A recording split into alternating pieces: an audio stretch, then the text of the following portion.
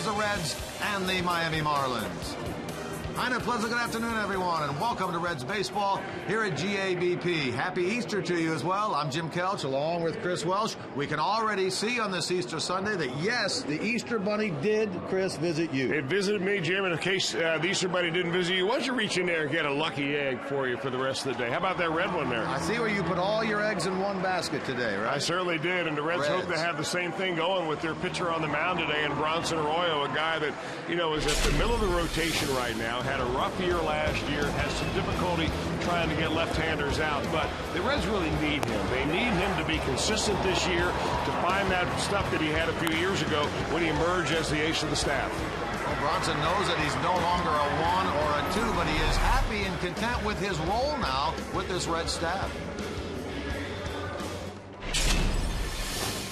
Being 35 now, I'm definitely not in the prime of my career as far as my physical strength. And some of these young guys are coming up, and I'm hoping they can, carry the load and let me fly, in the 3 and the 4 hole and give this team some consistency, but not lean on me solely to win ball games.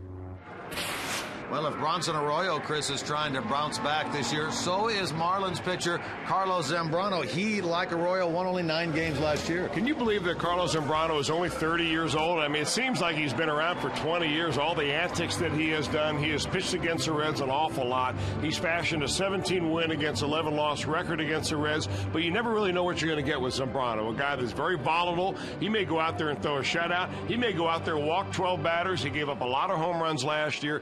They say his velocity is back, but his control is not. Look for the Reds to be a little bit more patient at the plate tonight than they were last night. Well, today, the 33rd time that the Reds will face the big right-hander, Carlos Zambrano. Well, from a hitting standpoint, Zach Cozart has been the story for this Reds club this year. After the break, a closer look at the young Reds shortstop.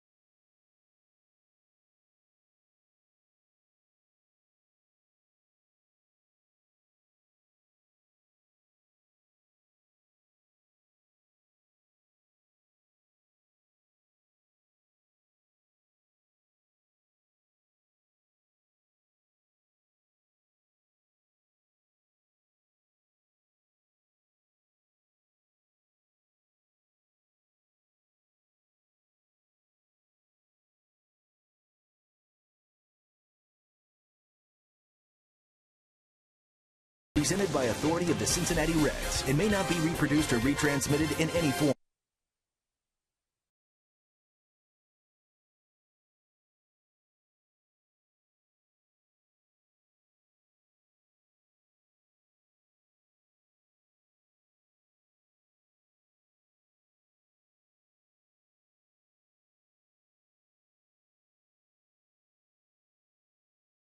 Reds and may not be reproduced or retransmitted in any form. And the accounts and descriptions of this game may not be disseminated without the express written consent of the Cincinnati Reds. Fans filing in here at Great American Ballpark. Why not? The weather is beautiful. Let's take a look at today's weather report, which is brought to you by Thompson Plumbing, Heating and Cooling, and Drain Cleaning. Here is Aaron Seabree of Channel 12's WKRC. The weather for the game today, looking pretty nice. We'll start out with partly cloudy skies. Temperatures will be in the lower 60s, should be to the mid and upper 60s by the 5th inning. We'll see a lot more sunshine. Expect a mostly sunny sky. And then by the final out, temperatures mid 60s, mostly sunny. Overall, a very nice afternoon. Enjoy the game. All right, thank you, Aaron. Well, Zach Kozar, Chris, has gotten off to a very, very nice offensive start. Well, Jim Kelch, I know you're a cycle guy, and he has hit the cycle in the first 2 games of the season. He's hit a single, a double, a triple. Last night, a big-time home run down the left field line. That ball was walloped. And I'll tell you, everybody who's surrounded the Reds who have seen him play in spring training, and they've really believed that this guy he's not going to hit 600 for the year, but he is going to be able to move the ball, give Dusty Baker a lot of different options on offense, and he's going to be an important cog in that lineup. Goes out 5 for his first 8 through the first 2 games. Well, the Reds won on opening day. The Marlins won on opening night. Today, the rubber game of this 3-game series to start the 2012 season.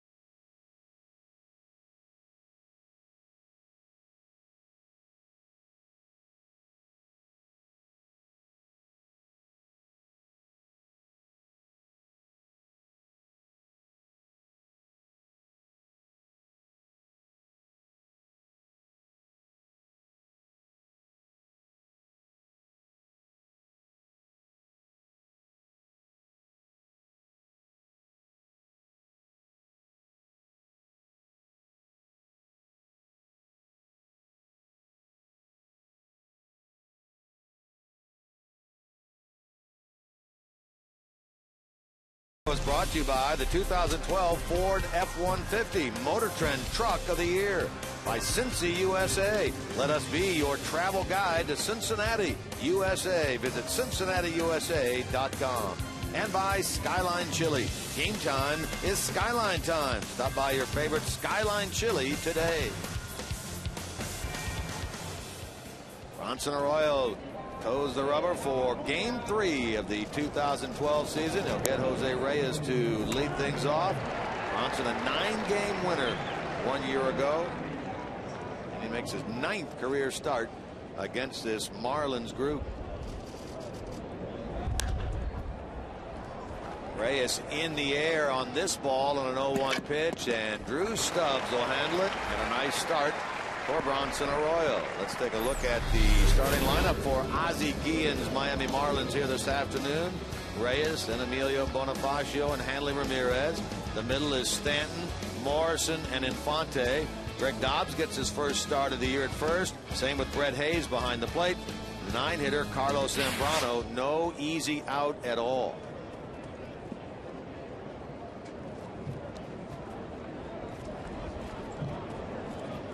So here's Bonifacio.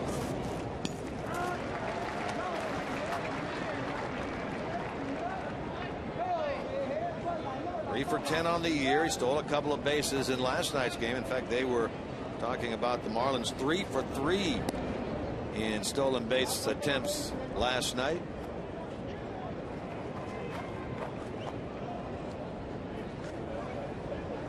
Bonifacio burst onto the scene last year. You can see those numbers, the .296 average.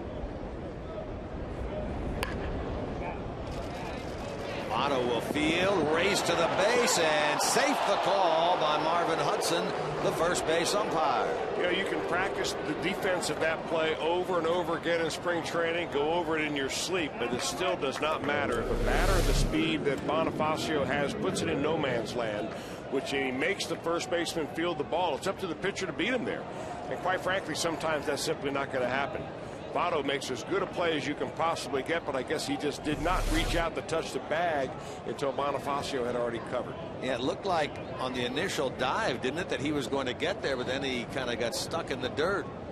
Bonifacio runs very well, and he's aboard with one man out here in the top of the first for Hanley Ramirez.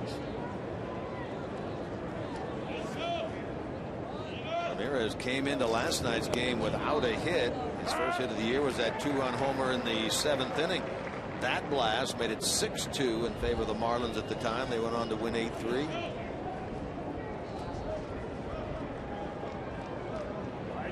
New position for Ramirez this year, down at the hot corner.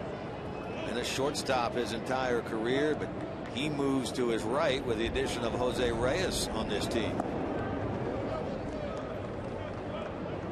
Well, if you're thinking about the stolen base, Bronson Arroyo is one of those pitchers that is very good in shutting down the running game. Will not pick off a lot of batters, but he only gave up 9 stolen bases last year. Reds catchers threw out 4. That catcher is really meaning mainly Ryan Hannigan, because he is Arroyo's personal catcher. But they do a good job in shutting it down, even against a fleet-footed Marlin team like they're facing today.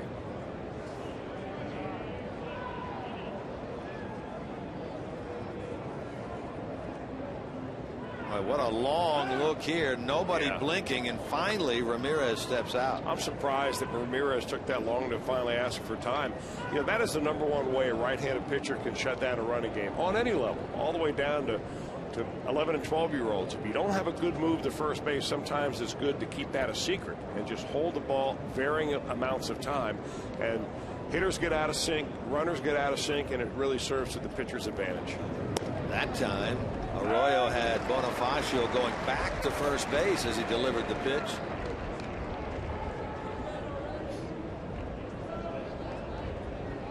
He's ahead of Ramirez 1-2.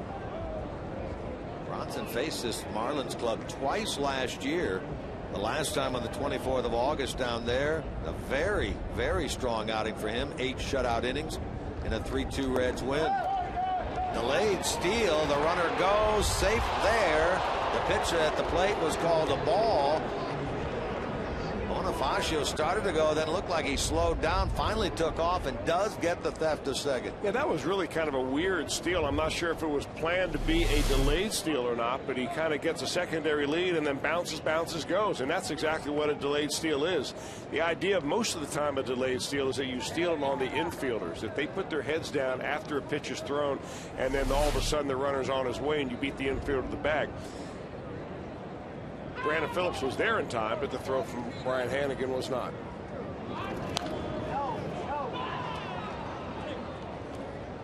So an opportunity for the Marlins here in the top of the first. Bonifacio, we mentioned, stole 40 last year. He's perfect so far this year, 3 for 3. I would think for a guy like Emilio Bonifacio that stealing third base would be probably easier than second.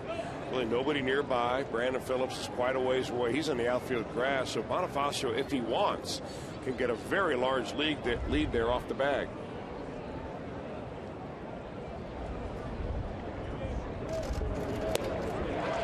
Breaking breaking ball, and Ramirez chased it, didn't get it. He's a strikeout victim.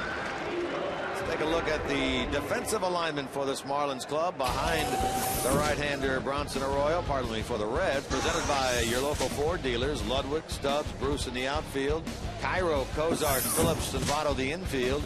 Hannigan catches Arroyo. Of that group, Cairo makes his first start of the season here this afternoon. He made 48 starts at third base a year ago and has made 74 in the 2 years that he has been a Red. Down at third.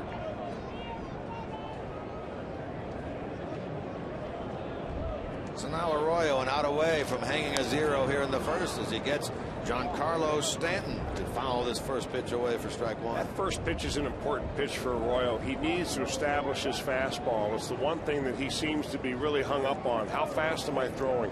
Can I get it back up there to 90 miles an hour this year? And last year, many starts he was down around 86, 87. But it doesn't necessarily mean the speed. You've got to be able to be deceptive, throw it where you want to. But most of all for him, establish that fastball as a pitch that he will throw so that they can't sit back and wait for his curveball. His spring numbers, an ERA of just under 5, but very strong his last 2 outings in which he allowed just 3 runs in 12 1/3. Now he's going to get a fly ball to shallow right, which Bruce is going to get to. And there's the zero in the first for the right-hander Bronson Arroyo. The Marlins strand a runner after 1/2. No score on Easter Sunday.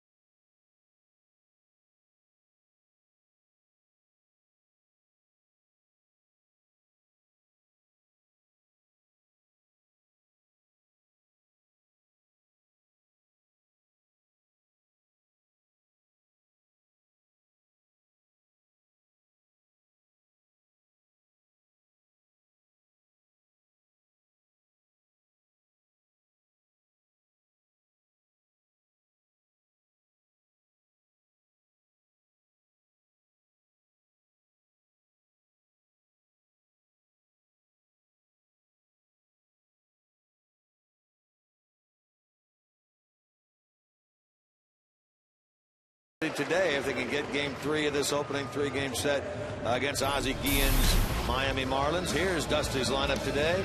Same at the top. Phillips, Cozart, Votto, Ludwig in the cleanup role for the first time.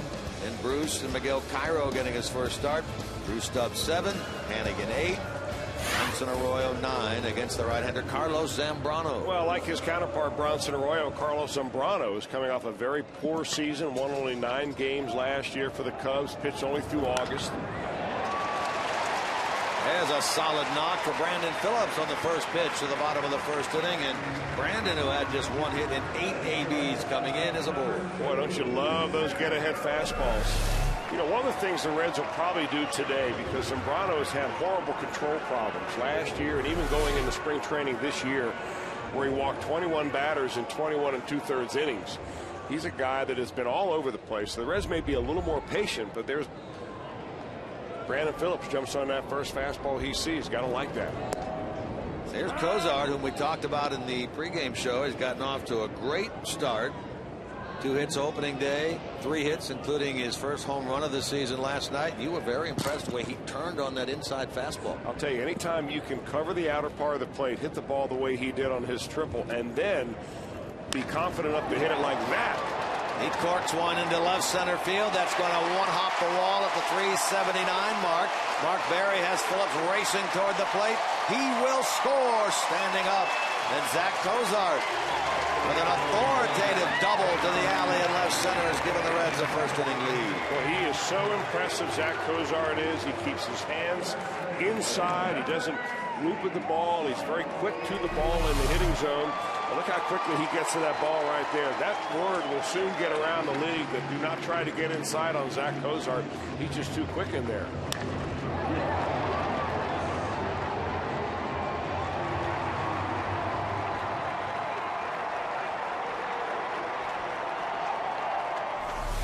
Cozart's second RBI of the year has given the Reds the early advantage here. Now it's Votto's turn. Oh, he has 9 hits, no home runs against Carlos Zambrano in his career. 2 for 7 with that home run last night, to his credit so far this year.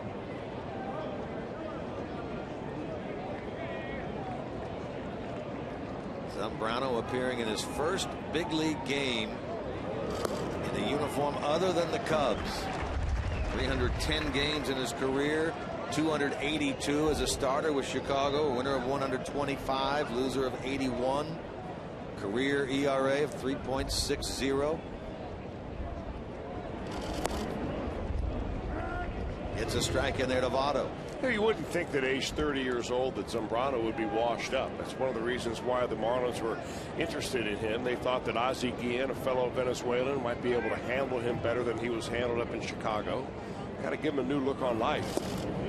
But the fact remains is that his fastball is nowhere near what it once was when he was winning 15, 16, 18 games for the Chicago Cubs. Back in those days, Zambrano used to routinely hit 95, 96 miles an hour. He'd pitch around 93. Now his fastball today is 89.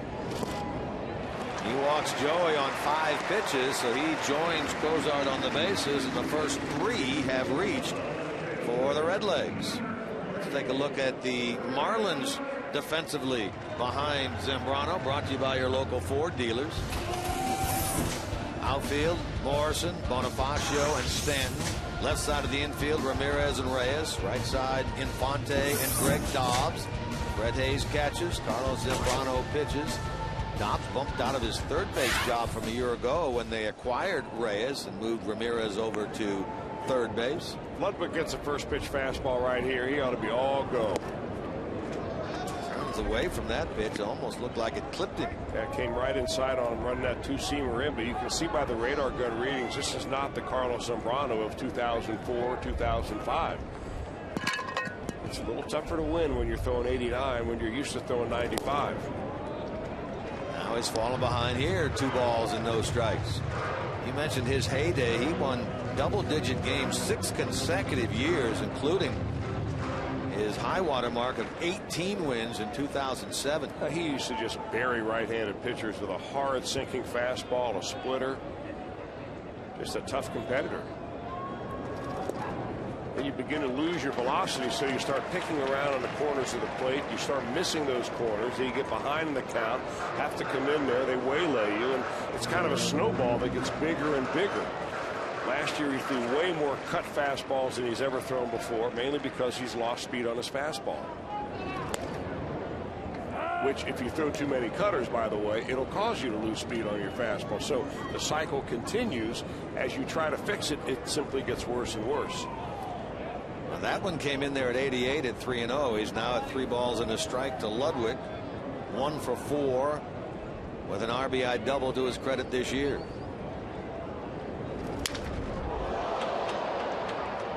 Bat and ball go beyond third base in a full count. You mentioned Zambrano, acquired from the Cubs in the offseason. He was acquired in early January for Chris Volstad, a fellow that the Marlins for years and years were waiting on to become a top-of-the-line pitcher. Didn't work out as well as they had hoped, so they sent him to the Cubs. Zambrano comes over here, and as Chris mentioned, hopefully to work better with AT CIN than he did some of the managers he had in Chicago.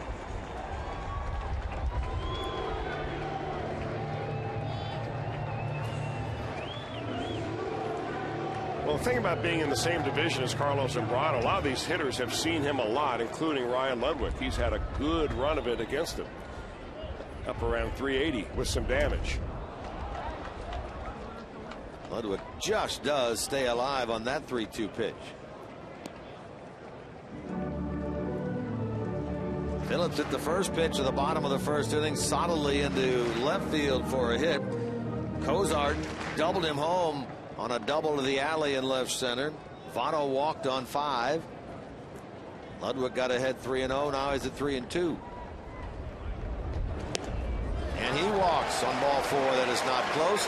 So here in the first inning, as Zambrano snaps at that ball as he gets it back from his catcher, and he's immediately going to get a visit from his pitching coach, and that's Randy St. Clair. Well, St. Clair will go out to talk to him, but it was Ozzie Guillen, the manager, who was talking to St. Clair before. And Guillen has been quoted coming out of spring training that he is very concerned about Zambrano, his ability to throw strikes, which he didn't show at all in spring training. In fact, in his last spring training game against the New York Yankees, he walked 7 batters. So that's not the kind of way you want to break camp and get yourself ready for the regular season. Last year during the regular season as a Cub, 56 walks and 145 2/3. He's always been a guy that's had some sort of control issue, but nothing like he's had in spring. Well, you can have control issues if your strikeouts are up, but when you start losing your velocity and your strikeouts go down, those walks really begin to haunt you. So here's Jay Bruce. Bases loaded. Nobody out. A run home here in the bottom of the first. And Zambrano continues to struggle in finding the strike zone.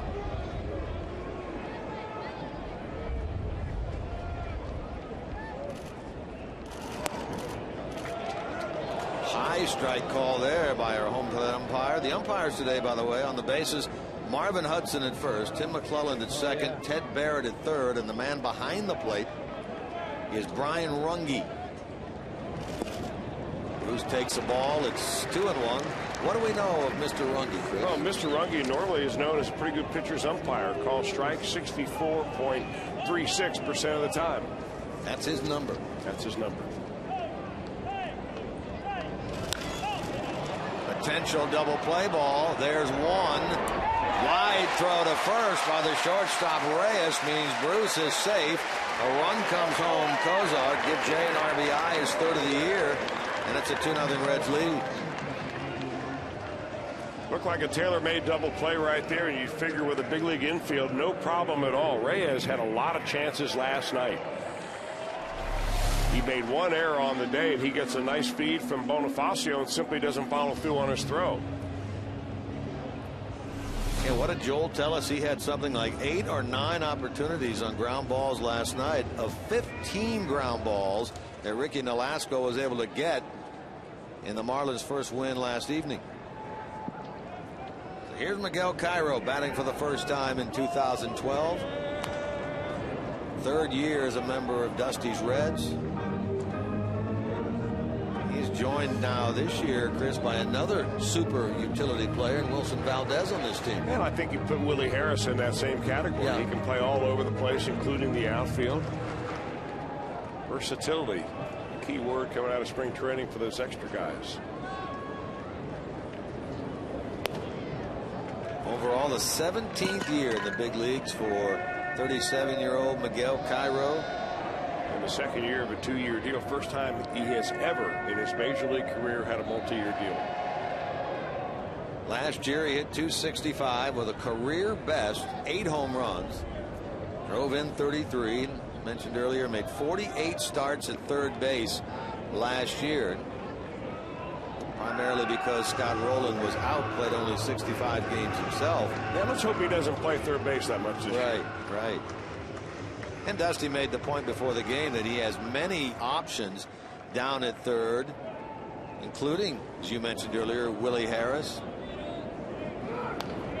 Bruce took off as Cairo fouls that ball back. And Wilson Valdez, who can play the hot corner. Todd Frazier is another guy who can play third. He's down at Louisville now, playing third base every day. Well, they were high enough on Todd Frazier that they went ahead and traded away their longtime prospect Juan Francisco to the Atlanta Braves. Got a right-handed pitcher, J.J. Hoover, in exchange, and that deal, kind of a quiet deal right at the very end of spring training. J.J. Hoover closed out, saved the first game of the Louisville season. Softly to third. Another run will score as Cairo gets the run batted in. Hit that thing just softly enough that allowed Votto to cross the plate. The 2 ground outs mean 2 additional runs, and it's now 3-0 Cincinnati here in the first. Well, it's a perfect example of when you lose your strikeout pitch and you allow the other team to put the ball in play. Sometimes it can really hurt you. And a strikeout there hurts the Reds, but just by being able to put the ball in play, you score a runner from third base with less than 2 outs. So good job by Cairo, and the Reds have a 3-run cushion. Here's Stubbs with Bruce at second and 2 men out.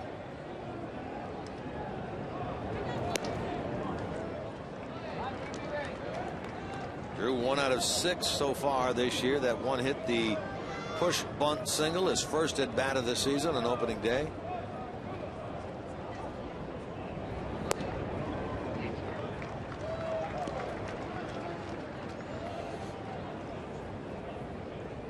See what Drew gets here at 2-0 from the right-hander, the 30-year-old Carlos Zambrano. It's been an emotional up and down career for this guy. We'll take a look closer at that in the second inning.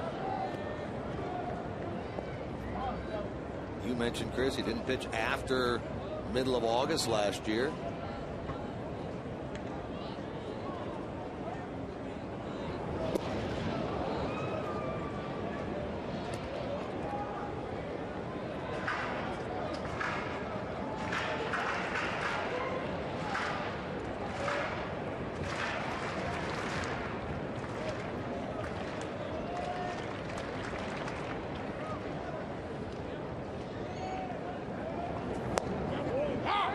Strike 3 call to Drew Stubbs, but a very successful bottom of the first for Dusty's Reds. They get 3, and after 1 full on Easter Sunday, the Reds in front 3-0.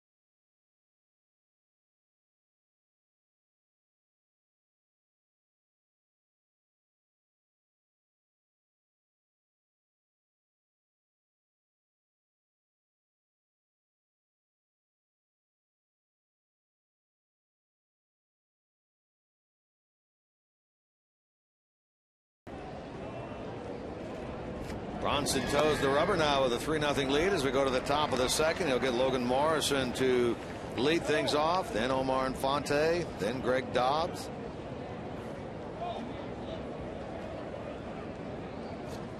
Four-batter first for Arroyo. He gave up a hit to Bonifacio, but he was stranded. Morrison, who started on opening day down in Miami, and then last night 1 out of 6 with a couple of walks this year.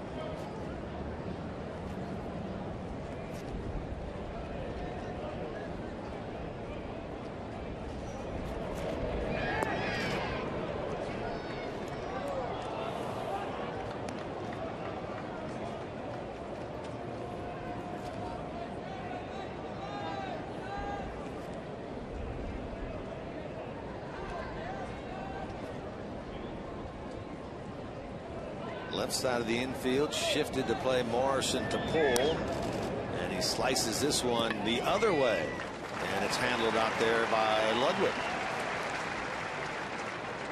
This game's storylines are brought to you by Elk and Elk, serious lawyers for serious injuries. Call 1-800-ELK Ohio. Carlos Zambrano is indeed an emotional fellow, isn't he? I'm not so sure that this video even needs narration. Maybe lip reading would be better. Some of the incidents that he had in the dugout there in Chicago, that last one with Derek Lee.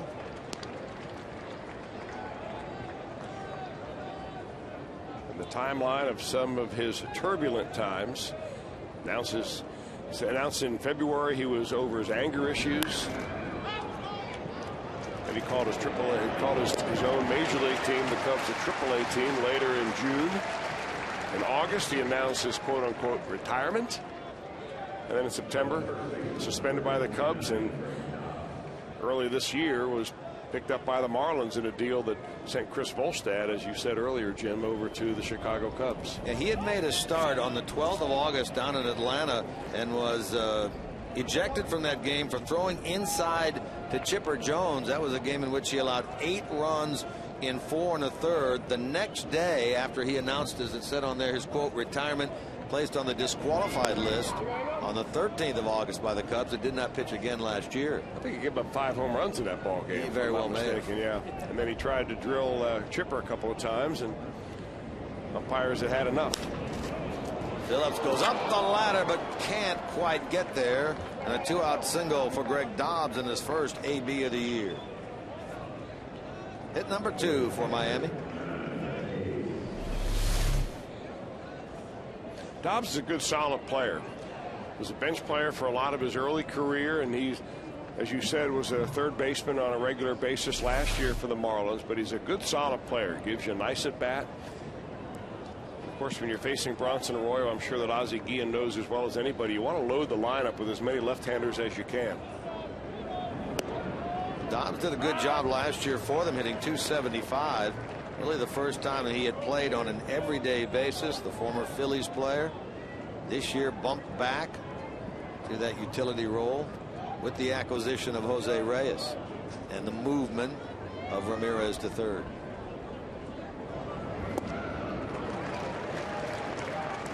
Arroyo now gets Hayes right where he wants him at 0-2. This is a big out right here, isn't it? Because you'd like to get the batter here, and in most pitchers' cases, then you'd have the pitcher leading off. Zambrano not as easy as an out. You could actually make an argument for Zambrano batting somewhere else in the order besides ninth.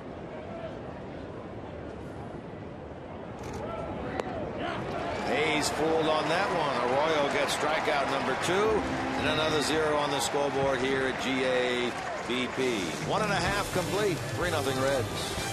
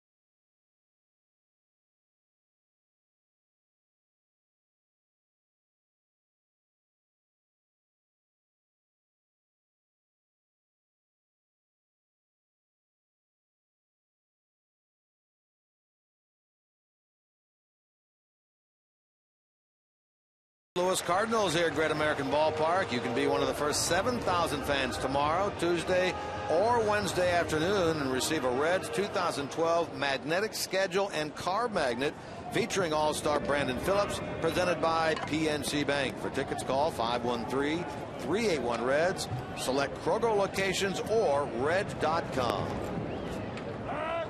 Ryan Hannigan leads things off against Zambrano here in the bottom of the second. Reds have staked Bronson Arroyo to an early 3-0 lead. He waits on deck. Hannigan on opening day on base once with a walk. He was 0 for 3.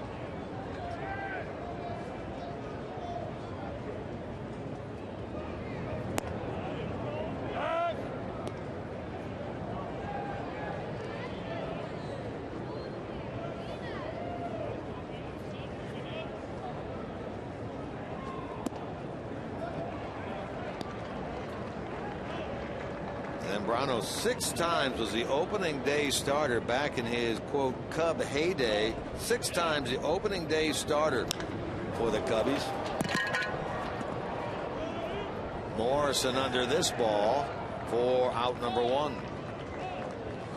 Well, what I'm seeing out of Carlos Zambrano right now is a guy that oftentimes is working on the side of the baseball. His slider is somewhat flat, and his sinking fastball isn't really coming back very much because he works on the side. It kind of cuts him a little bit. There was a time when Zambrano would keep the fingers on right on top of the baseball, drive it almost straight down, and you couldn't tell by charting with him whether he was throwing a slider or a splitter. That's how much of a downward break his slider had. I don't see that today, and I haven't seen that actually for quite a while. This has been a rarity for him here. He gets ahead, albeit of Arroyo. No balls, 2 strikes.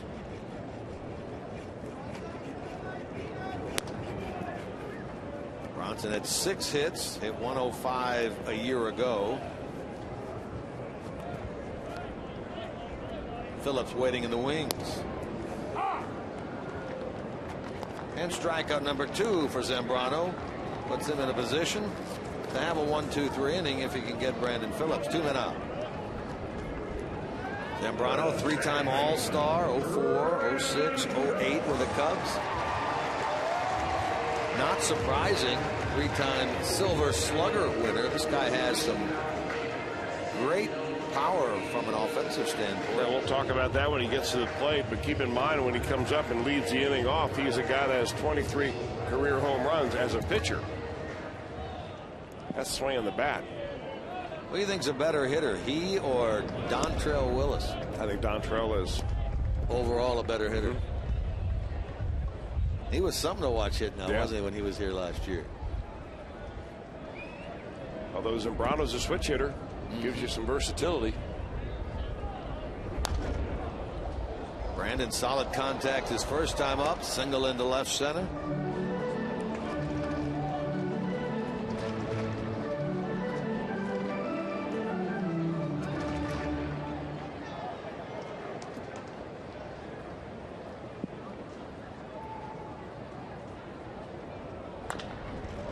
Hit ball here, and Phillips is 2 for 2. He's made solid contact both of his ABs so far in this game, and the Reds get hit number 3. Well, it seems like good things happen when Brandon Phillips has his mom and dad in town. They are here to watch this series against the Miami Marlins, and Brandon picks up his 2nd hit. You know, Brandon doesn't want to talk about it, Chris, but we keep reading and keep hearing and keep seeing tweets that the Reds are on the verge of signing him to a long-term deal. I have no inside scoop. I don't talk to the players about that unless they want to talk about it. I figure when the time is right for Walt Jocketty to come out and say we've got this deal done or we don't have it done, that's when I'll take notes. Fortunately, I don't have a deadline, don't have editors on top of me like some of the beat writers do.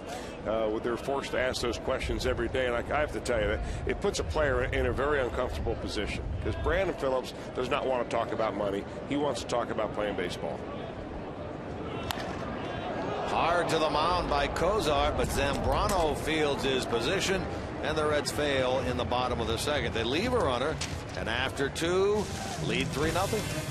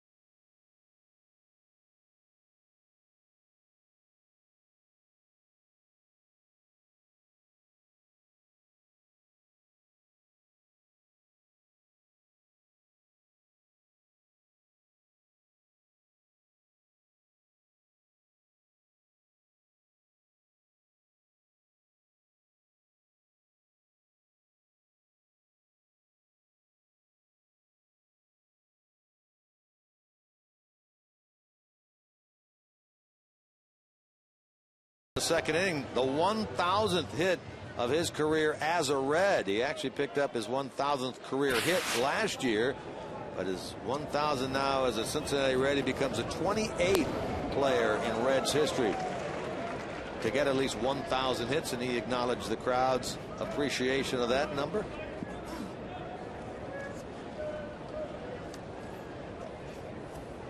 Arroyo goes to work on Carlos Zambrano.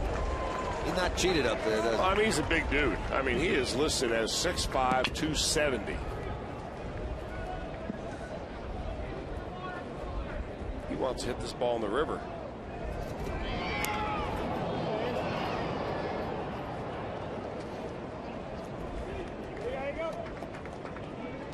August the 6th of last year at Wrigley Field, he hit one of his 2 home runs.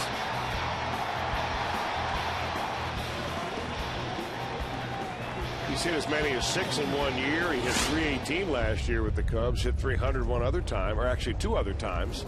He has hit as high as 337 in a certain year. Smash on that ball, and Brandon thought he had it measured, and it just got under the glove, and Zambrano on to start the 3rd.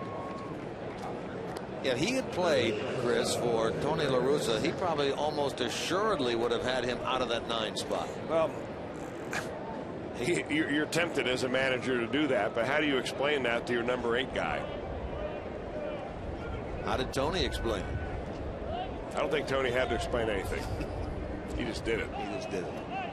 When you have as many wins and championships as Tony La Russa, I think people don't question you.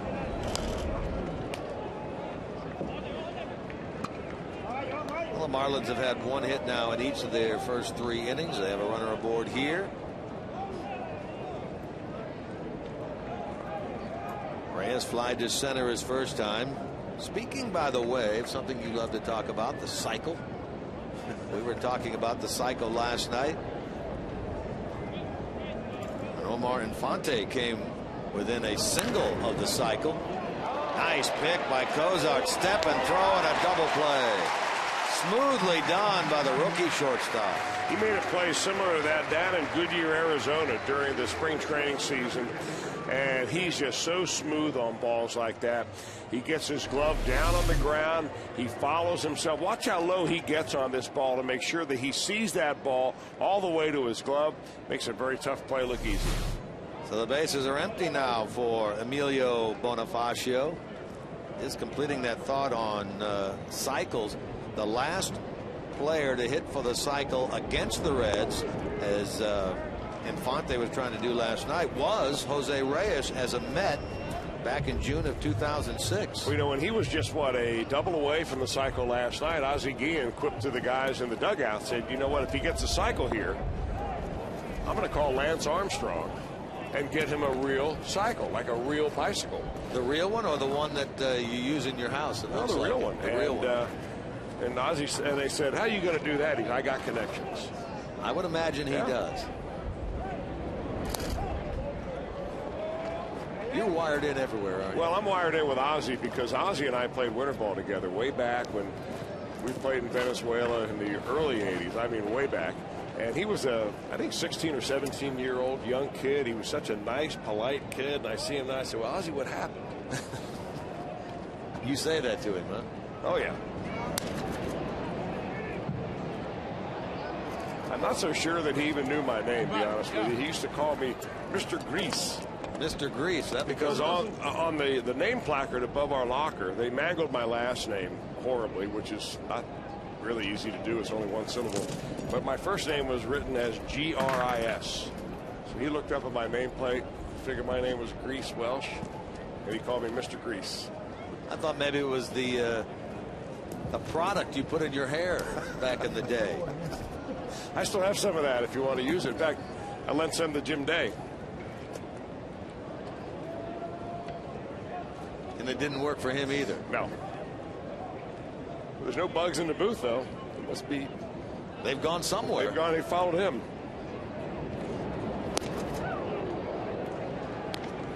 Ozzie's always been, say what, late in his career when he played for Atlanta, always been an American League guy. Yeah. So a little change for him coming over to the National League. He was a good player, hard-nosed player, same way he was as a manager, always talking, kind of keep the guys up around him, challenging the opposition. Long run, Ludwig. Will he get there? Yes, indeed he does. He slides afterwards, but he hangs on to the baseball. Nice defense out in left, and Ludwig helps the Reds keep the Marlins scoreless in this game.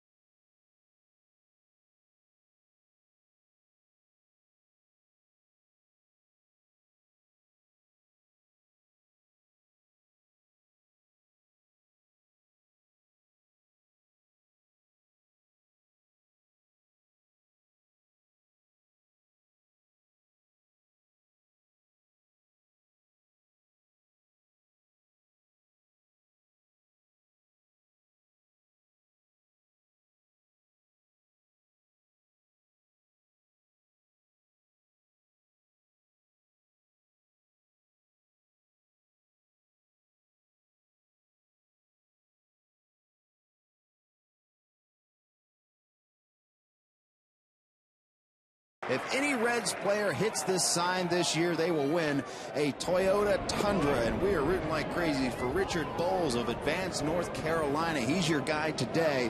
And if there's any guy that's going to hit it, it might be Joey Votto. In fact, there's a wind blowing out here, kind of a wind tunnel out here, boys. So if might happen today, you never know. Put your glove up if the ball comes near you and try to catch it. I will. Do you still have that gold glove from last night? Did you happen to slip it out of Brandon's locker? I did not. He would hurt me badly if I did that. And by the way, I get a lot of questions on Twitter. Has anyone ever come close to the sign? If you remember last year, Joey Votto split the smokestacks. He hit it above the sign. So yes, a player has come close. And I'll barehand that bad boy if he hits it right now. Now, there's no reason to lie on Easter Sunday. Well, never lie, Jim Kelch. By the way, tremendous view out here. I'm digging this. And let's see if Votto can indeed send one out towards our own Jim Day.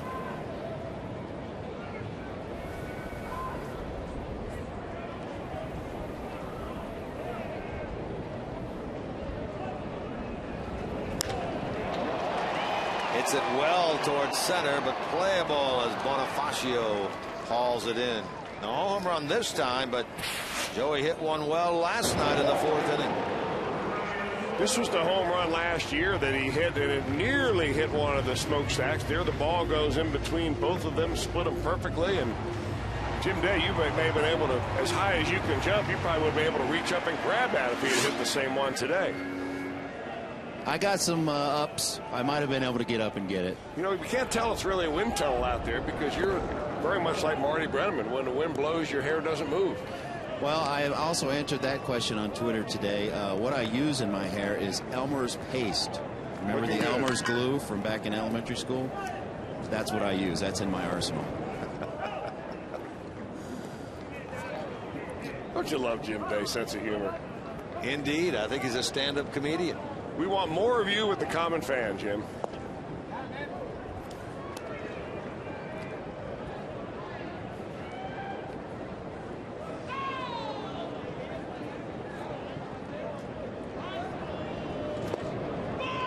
Nice off-speed pitch there by Zambrano, 2-2. I'll tell you, Zambrano really settled down a little bit after he walked Ryan Ludwig in the first inning. He got Bruce on a ground ball, fielder's choice. Cairo didn't hit it well, struck out Stubbs. I mean, all of a sudden, it seems like now that he's given up the lead and he's down 3-0, he's pitching much more aggressive and a whole lot better, keeping that ball down in the zone. Dobbs and Zambrano combined to retire Ludwig. You could see him waiting there and trying to go the other way with the ball. Well, he's very good at that, Ludwig is, and he loves that power alley in right center field. In fact, that's where his strength is. He'll lay off a lot of balls on the inner part of the plate because he's waiting for something middle away to really put that hammer to and drive that way. So here's Bruce. He was up there with the bases loaded. Nobody out in the first inning, and it appeared as if he was going to bounce into a 4-6-3 double play, but the throw from Reyes back to first was wide. Run scored in the person of Cozart, made it 2-0. It's now 3-0 Reds here in the bottom of the third.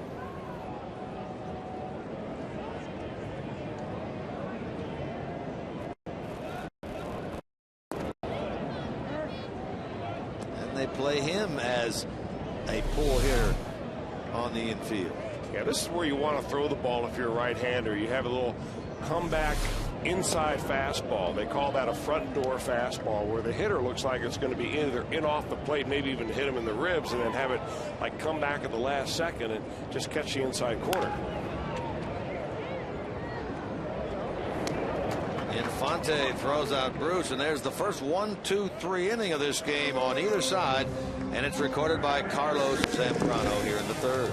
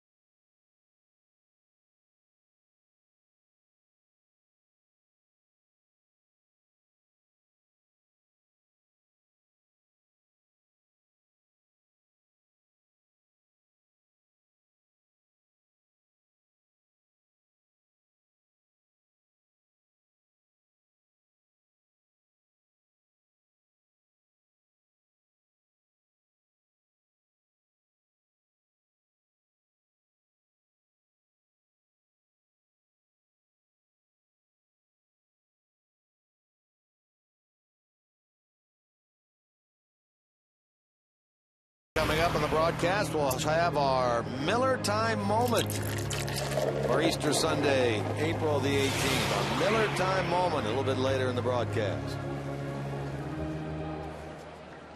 3 innings complete. Bronson Arroyo, no runs, 3 hits allowed, couple of strikeouts. Hanley Ramirez first up in the 4th. Strikeout victim his first time. Puts him at 1 for 12 on the season.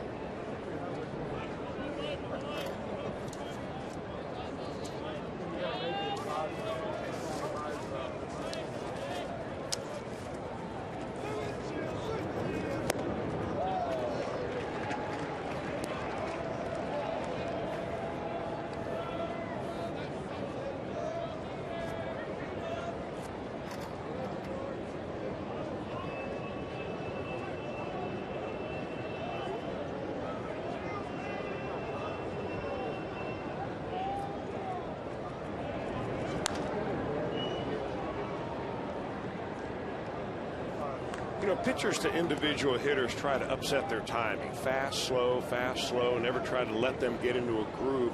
Managers try to do the same thing when they set up their starting rotation. Here's Bronson Arroyo in the third game of the year. You have Johnny Cueto, hard thrower, sinking fastball. Then you've got Matt Latos, not much of a sinker, but a hard thrower with a great slider. Then you get kind of a curveballer, off-speed pitch guy with Bronson Arroyo. Scheduled to pitch tomorrow against the St. Louis Cardinals. Hard thrower again, Homer Bailey, and then you go to somebody soft again and Mike Leake on Tuesday. So it's hard, soft throughout the Reds rotation, something they gave a lot of thought to when they wanted to put Bronson Arroyo in this third slot right behind Matt Latos. And Dusty talks a lot about that when he is questioned about the rotation, why so-and-so is pitching in a certain spot. And I'm not really sure that it is as important as it is, but it's good that you have a plan and that you stick to it. And Dusty probably knows more than a lot of people because he was an everyday player. And he would face a pitcher one day and then another one and then following and so on. So he would understand how tough it is sometimes for hitters to adjust from day to day to different types of pitchers. And excuse me, check swing is going to handle Ramirez as Hannigan jumped all over that ball for the first out of the fourth. Let's turn our attention to today's AT&T trivia question of the day. Who was the last Reds pitcher to pitch 200+ innings in at least 6 consecutive seasons? Last Reds pitcher to throw 200+ innings in at least 6 consecutive innings.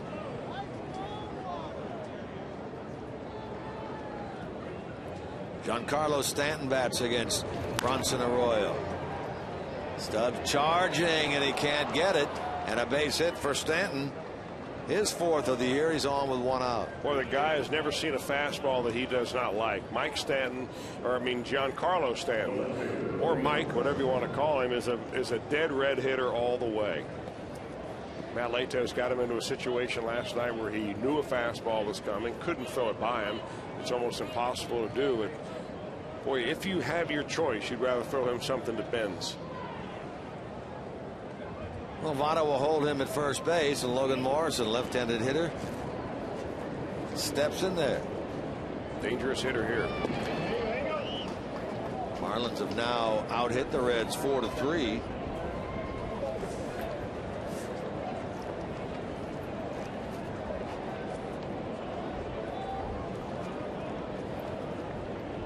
Morrison, only 24 years old, made his big league debut 2010. Had some issues last year. They sent him down. He had some clubhouse issues. In fact, it really embroiled a number of different people, including Wes Helms, who was the player rep on the team. And he ended up being released. Morrison got sent down to the minor leagues. He wanted to file a grievance with the Major League Players Association. Votto has that ball skip right by him, and that's going to send Stanton on to third. Bruce will get that ball back in. That was an example there of the new way that all the Reds first basemen are trying to hold on the runners when there's a left-hander up there, but still in all, Joey couldn't come up with that ball. Well, it doesn't protect you against bad hops, and that's what it looked like it took. He's off the bag in plenty of position. He's in a spot right there. Didn't really get his body in front of it. Thought he would be able to olay that ball a little bit, and it olayed right over his glove. You see, though, where he was more squared up than where they are in the past. Yeah, I still like guys right in front of the baseball, so that if it does take a bounce up like that, it's going to hit you in the chest, drop in front of you, and you're still getting out somewhere. Infante has gotten the Marlins on the board with a base hit. 3 of them last night, another one here today, and it's a 3-1 game. Reds in front for Infante, his second RBI of the year. Well, what they're doing now against Bronson Arroyo is they're not going deep into the count. They're not being patient. They're jumping on the first pitch they see. They don't want him to get the ability to velocitize those hitters where he adds and subtracts and starts throwing some changeups. Look there, see the ball, hit the ball. Infante is simply on fire. He did not have a hit in their first 2 games, then comes up with 3 last night. Another one driving in a run here this afternoon so far. Here's Greg Dobbs. He's singled into right his first time.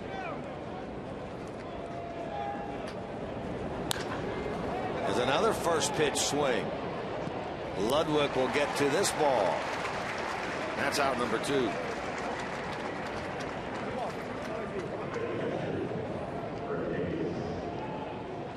The batter will be the catcher, Brett Hayes.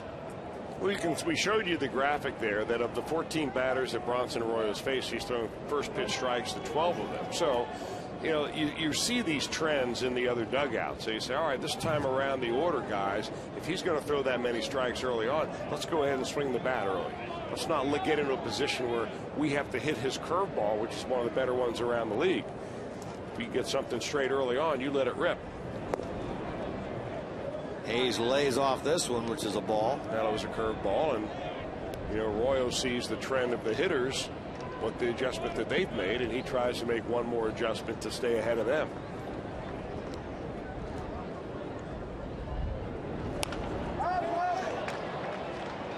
Is it playable for Hannigan? Indeed it is, as he makes the catch. One catcher retires another, putting an end to the Marlins' 4th inning. They get on the board. 3-1 Reds, middle of the 4th.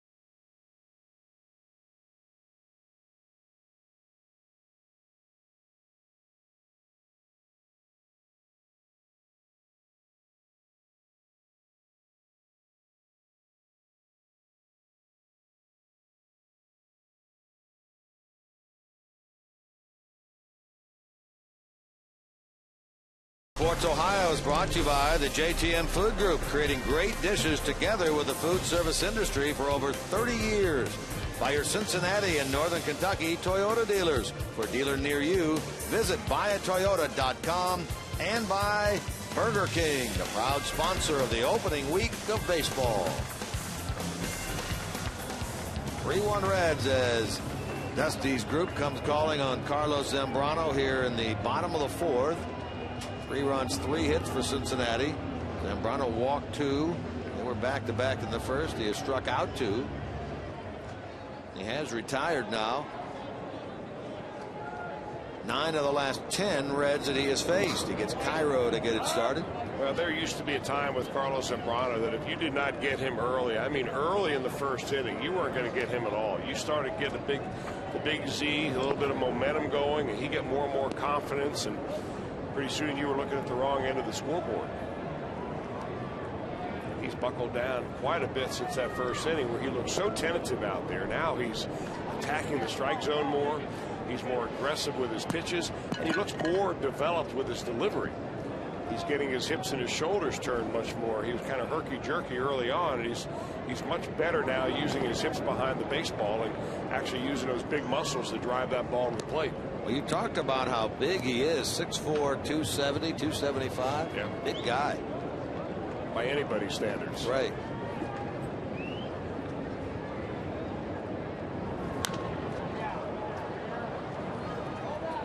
Dobbs chases near the dugout, and he can't get it.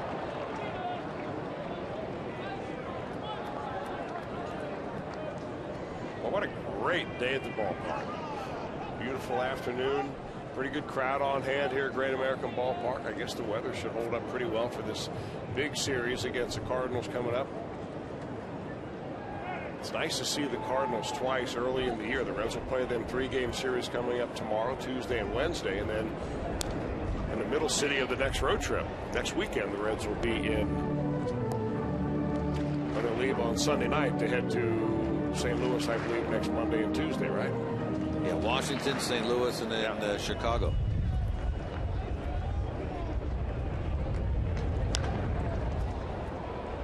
In the air to left for Cairo.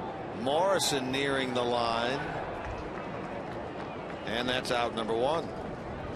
Right now on FoxSportsOhio.com, you can join Hal McCoy for a live in-game chat on today's game. Plus, it's the final day of the Masters. Find out who's wearing the green jacket at the end of the day. Get it all on FoxSportsOhio.com. Presented by 1-800-SAFE-AUTO and SafeAuto.com. Chris, you mentioned the Cardinal series that'll wrap up this opening homestand, and then that visit over there. Big series because they're, along with the Reds and the Brewers, the 3 teams that people are talking about at the top of the division.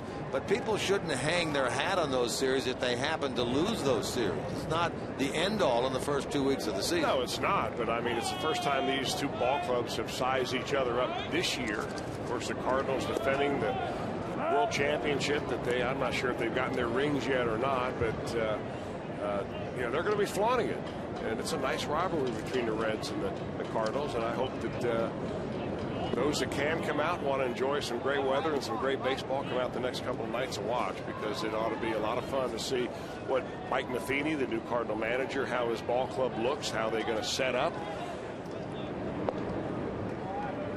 New pitching coach with Derek Lilliquist, who comes in from the bullpen. Right now, the Cardinals are scheduled to pitch Jake Westbrook, Kyle Loesch, and Jaime Garcia. A former Red Loesch, and the fellow who's really been tough on the Reds through his first 2 years, Garcia. Yeah.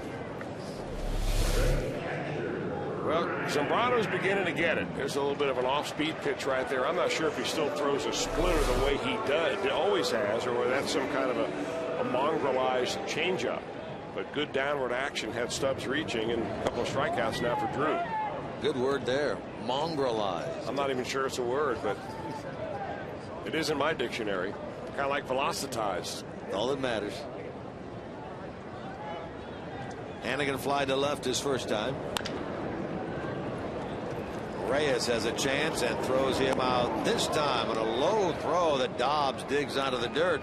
Back-to-back 1, 2, 3 innings by Zambrano. 7 in a row that he's retired, and 11 of the last 12.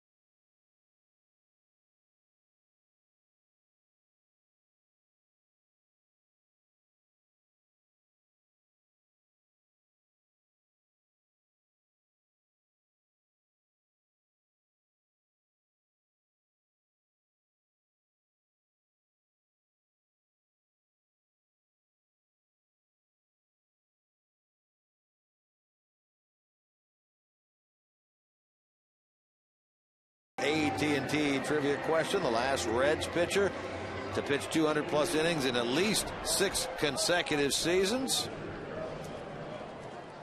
Of course, Bucky Walters, 1939 to 1944. That is before Bronson Arroyo did it. Bronson has done it 5 years with the Reds, 6 years overall. But remember, that first year was with the Boston Red Sox. Bucky Walters. Zambrano hits it hard but playable. That's out number 1 here in the 5th.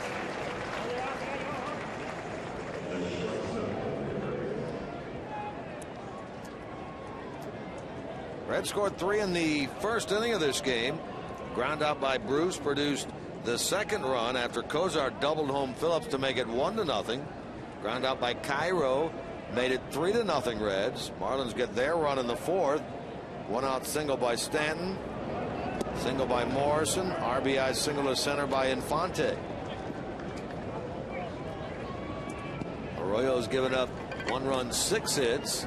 Reds have 3 runs, 3 hits. Cairo in on the edge of the grass with Reyes up there.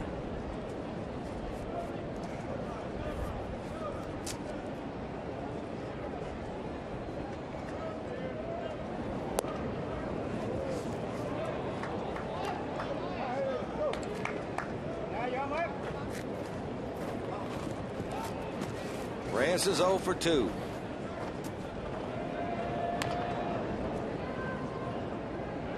He hit the ball hard his last time up, and that was the nifty double play turned by Zach Kozar up the middle.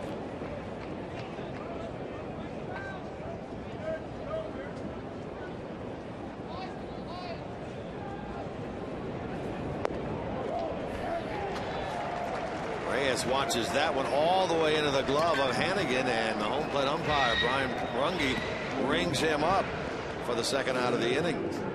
Parents, give your son or daughter a big league experience this summer with the official Reds baseball and softball camps presented by Safeco Insurance. All campers receive their own Reds uniform, special instruction from a Reds coach, on-field VIP experience here at GABP, plus a guest appearance by a current Reds star. If you'd like information on the official Reds camps, visit reds.com/camps today. Strikeout of Reyes, the third by Arroyo.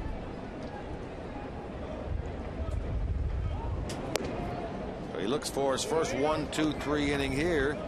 Standing in the way, Emilio Bonifacio. Base hit and a fly out is 1 for 2.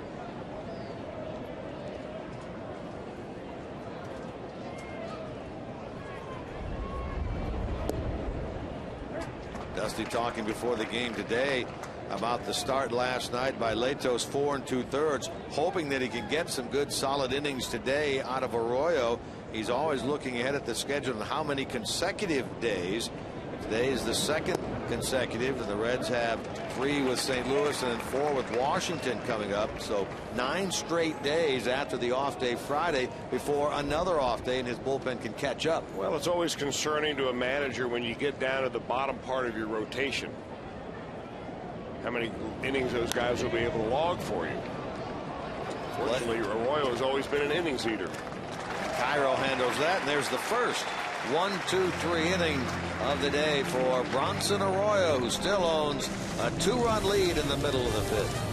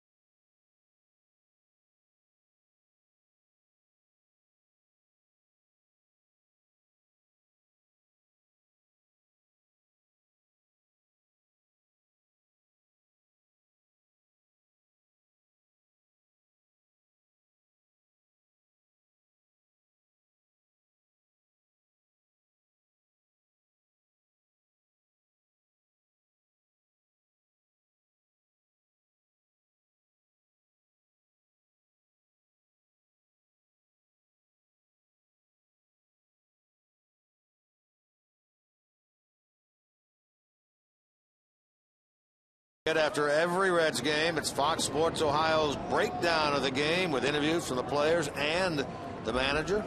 Reds Live is brought to you by Kings Honda in the Kings Auto Mall. Visit KingsHondaUSA.com.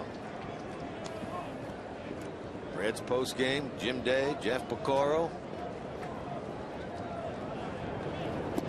Arroyo leads it off here in the home fifth. Struck out looking his first time. One of 3 strikeouts for Big Z today.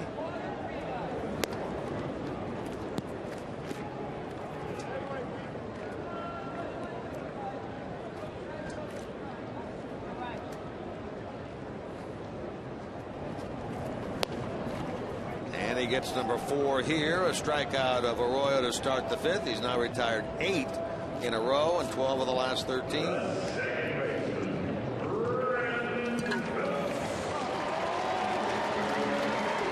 Here's Phillips. He's hit the ball hard twice today.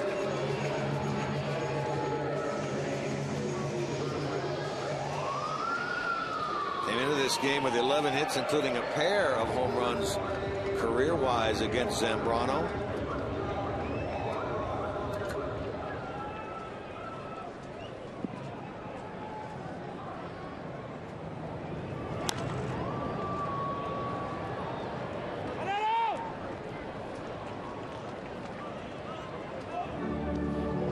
Well, we certainly hope your Easter Sunday is going the way you would hope today. Easter bunny this morning. You saw Chris. He had his Easter basket today. Part of our pregame show. Easter brunch. A lot of folks take part in that.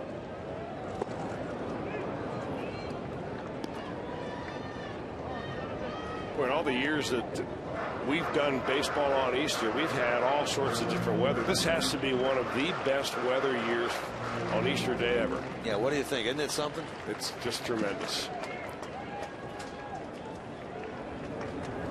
Really, it's been a great opening 3-game series weather-wise, hasn't it? Sure has. As you mentioned, it's going to continue.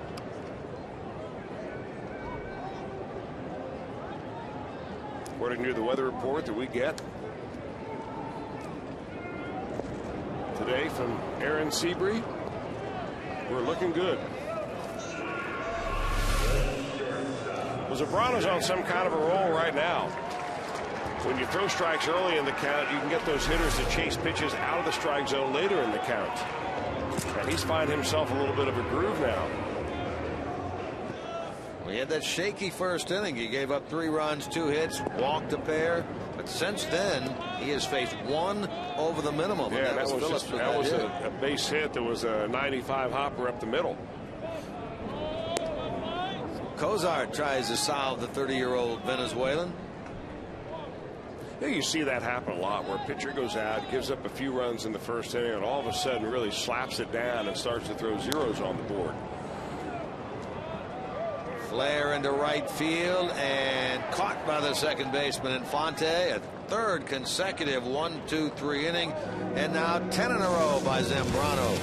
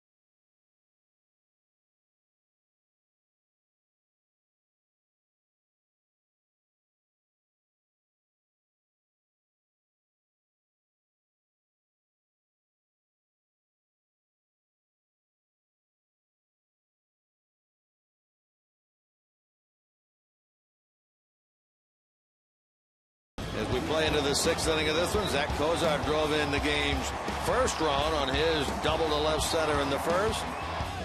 Scored Brandon Phillips. Jay Bruce produced a run on his ground ball that looked off the bat like it was going to be a double play that scored Cozart. Then Cairo's slow roller to third produced Joey Votto with a third first inning run. The only tally of the game for the Marlins came in the 4th. The RBI single by Omar Infante that plated Giancarlo Stanton. That's where we stand now. 3-1 Reds into inning number 6. Both starters still out there. Bronson Arroyo to Hanley Ramirez to get the 6th inning started. Joey with a play, and he couldn't quite get it near the tarpaulin roll.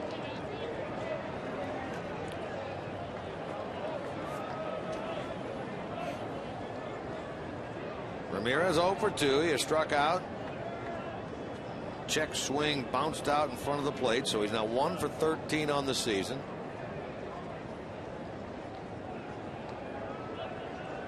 And 1 hit, a home run last night.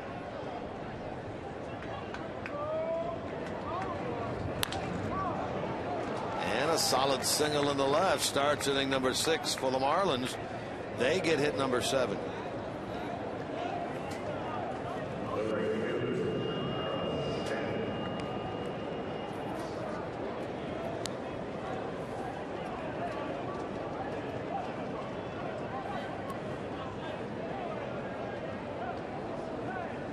Giancarlo Stanton represents the tying run in this 3-1 game. Reds in front in the 6th. Mask off Hannigan, and Hannigan with Cairo right there stays with it and makes the catch. 1 on, 1 out. If you're hitting the road, take the Reds with you this season. Subscribe to MLB.tv today to see every Reds out-of-market game live online and on your favorite devices in HD quality. Visit Reds.com to order and get more details. That's MLB.tv. Baseball everywhere.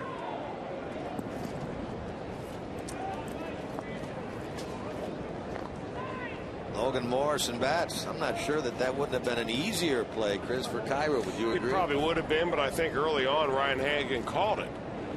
And sometimes if you call it early on, they're going to give you enough room to make the catch. Last thing you want to do is have somebody else call you off of it, and then you get in his way. And, you know, on a ball that goes straight up like that, it doesn't come down exactly straight. It comes down at an angle because there's so much spin on the baseball. Looked like it was going into foul territory. Actually would have ended up in fair territory. Runner going, pitch out, throw down, skips on into center field. There goes Ramirez headed to third, and he'll be 90 feet away with 1 out. Yeah, that's a play that really, if you don't have a chance on getting the runner, the middle infielders have to figure out a way to block that ball and keep it from going into center field. It was an off-speed pitch right there. It looked like a pitch out. It wasn't. It was actually a backdoor breaking ball, and that's where Zach Cozart, instead of trying to make a flashy play where you're going to pick the short hop and apply the tag, get your body in front of the ball, knock it down, concede the stolen base, but do not concede the runner to go to third now with 1 out. That's Ramirez over there as Morrison is in the hole, 2 strikes.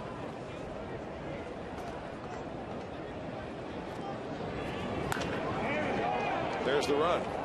Stubbs will get to the ball, but there's the tag, and it's a 1-run game. So the stolen base / throwing error allows the Marlins to get within 1 at 3-2. And that's one of those errors that'll be hung on Ryan Hannigan, but it really shouldn't have been an error because a good infielder can block that ball, keep it in the infield, keep that runner from getting over to third base. I think a lot of catchers get hung with those errors oftentimes, and it's a very misleading stat.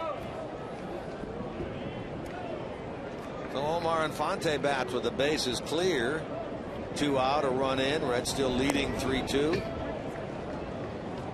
One thing that Arroyo's been able to do all day, and that is get that first pitch strike in there. That's important for him because he's not overpowering. He has to be able to pitch ahead in the strike count. Catches a piece of the outside corner there. And the other thing that's really important for Bronson is to find a good release point on his breaking ball. Looks like he's done that. He's throwing it from all sorts of different angles. Last one overhand. He's thrown some sidearm breaking balls. He's a real field pitcher. Drops down there, gets the strikeout of Infante. Number 4 for him, but the Marlins get a run, and as the Reds come up, they lead 3-2.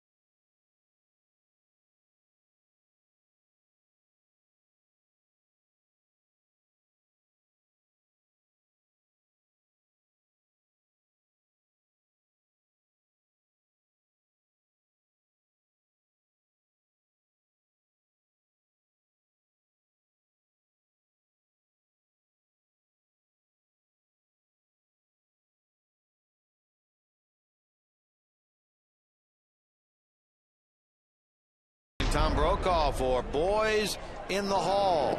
The personal stories of some of baseball's greatest legends. This week, it's the Cleveland Indians Hall of Fame right-hander Bob Feller. Boys in the Hall, Sundays, presented by Subway Restaurants, where winners eat. Votto leads things off, home 6th inning. Walked and flied out today. On the year, 2 out of 8. Drove that ball the other way in the 4th inning last night against Ricky Nolasco to make it 2-1 Reds.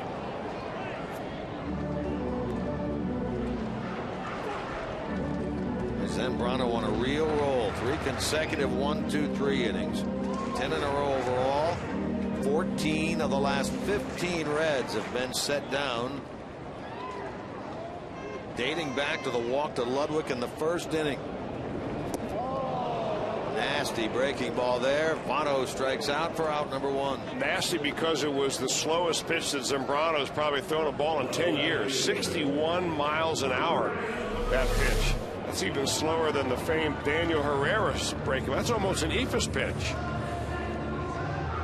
That's how confident Carlos Zambrano is right now. He feels like he can throw anything up there and get a hitter out. That had a lot of north-south on it, didn't it? Woo. You see that in fantasy camp, that 61-mile-an-hour pitch.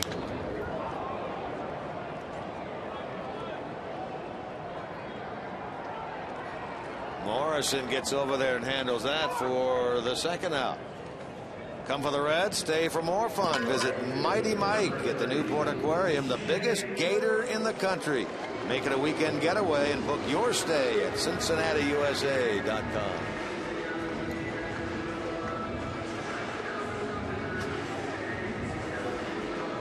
Zambrano will try for his 4th consecutive 1-2-3 frame. Jay Bruce stands in the way. Well, he's just getting that thing and pumping strikes in there now. It's a good feeling when you're a pitcher and you get in a kind of groove like that, that you feel like you can throw a strike with every one of your pitches. I mean, he's throwing no harder now than he did early in the ball game. He's simply locating his breaking ball, throwing his fastball where he wants to, and he's got confidence. Working quickly, so much so that Jay stepped out on him there.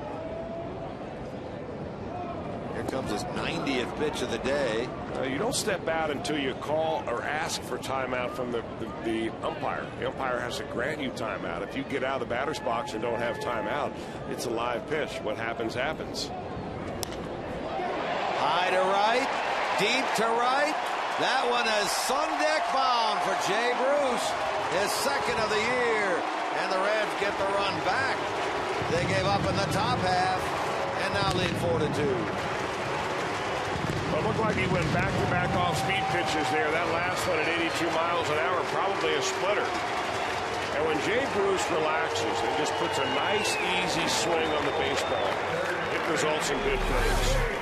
This swing very much reminiscent of the swing that he puts on a baseball that hit his first home run of the year to dead center field. Goes down to get it in that left-handed wheelhouse. 2-run lead again now at 4-2 in favor of the Reds. It's a big run. I felt like the Marlins kind of stole a run last inning with that error that ran their man to third base and then a sacrifice fly. And the Reds get that back. That's a big run. Cairo hits this ball on the infield. And Ramirez and Reyes is right there to handle it. That one drifted on Ramirez. Luckily, Reyes was there. But the home run by Bruce, number 2 of the year, makes it a 2-run lead again.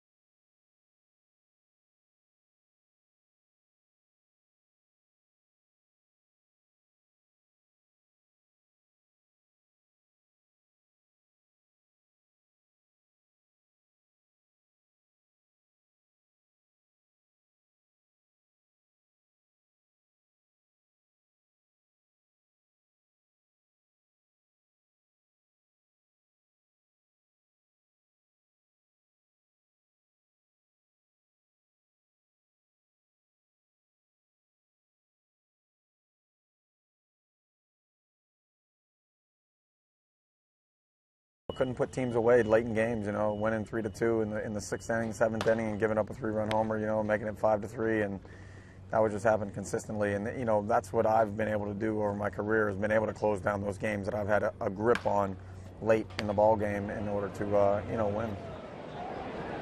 Well, he's dead on too, because he made 32 starts last year, 15 quality starts, and how many times did he have the lead, as you said, late? He'd have one bad inning, Chris, and it would do him in. Well, that's why they play 9. Well, he's working into the 7th inning here today, now owning a 2-run 4-2 lead. We'll get the bottom 3, Dobbs, Hayes, and then the pitcher spot. That exact point you bring up, Jim Kelch, it may be a reason why so many managers now want to go get their pitcher after 6 innings. Because they feel like perhaps the hitters are beginning to learn that pitcher. They see him better the 3rd and 4th time up than they do the first time up. So then the manager can use his bullpen to play matchups, bring in lefties to face lefties and hard throwers to face guys that they think that they can overpower. Dobbs is singled and lined out, so he's hit the ball hard twice against Arroyo so far today. Well, that's close, but fouled down toward 3rd.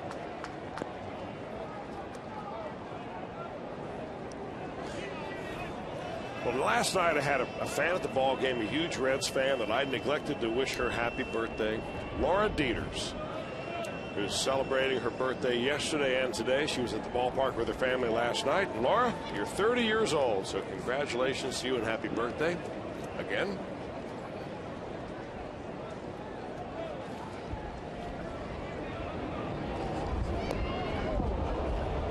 Ball on Bone.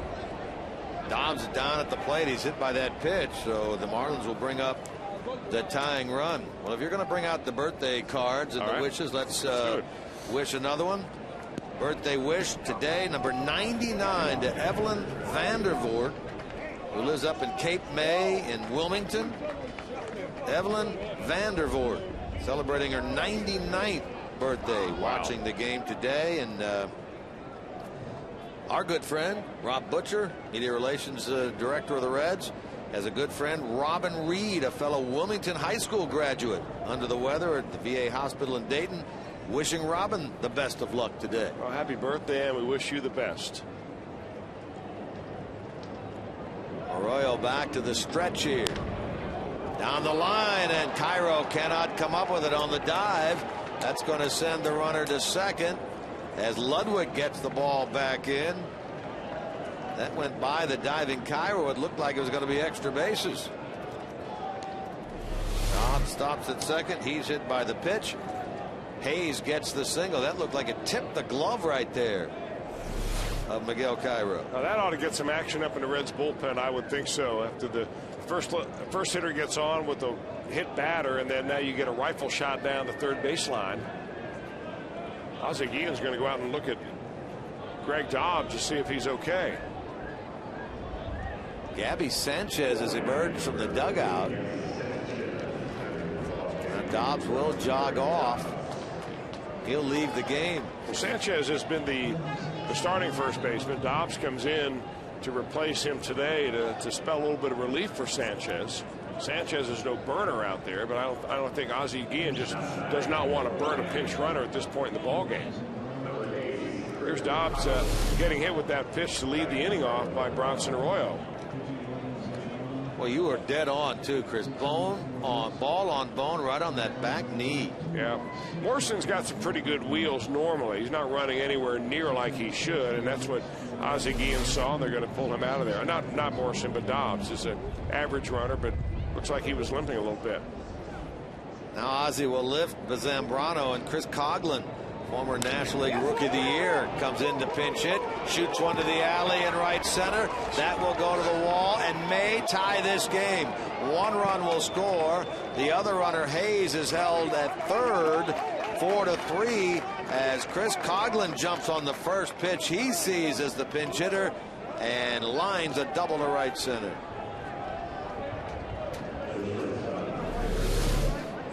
Well, Ozzie Guillen trying to get his left-handers all used up before Aroldis Chapman gets loose in the bullpen. And he's able to run him out there. The left-hander Coughlin, the former Rookie of the Year player, rips that ball into the right center field gap, and it's a one-run ball game. Top of the order now, and Jose Reyes, as Brian Price, the pitching coach of the Reds, pays a visit to the mound. Logan Andrusik, who worked in the game last night, 1/3 of an inning, up and throwing.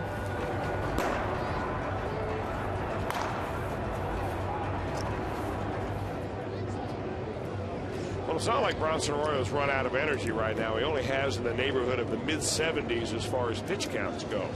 So he hasn't hit the wall in 100 pitches or 110 pitches, but I think that trip to the mound by Brian Price, as you take a look at the pitch count, has done two things. Number one, to try to make a break in the inning, just try to stem the energy that is going the Marlins' way. And the other thing is to try to give the Reds a little bit of chance to warm somebody up in the bullpen.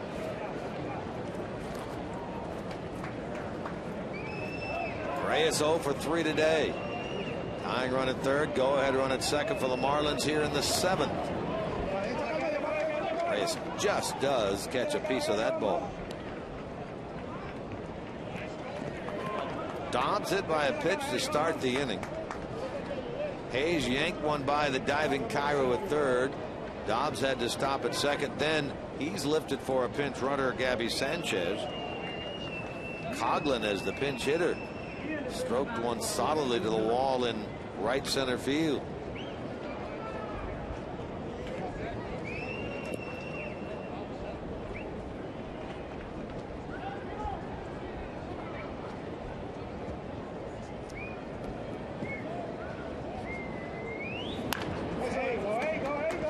coming to the plate. Phillips thinks about it, but goes to first, and the Marlins have tied this game 4-4 with their second run here in the seventh. Well, the Reds were conceding the run.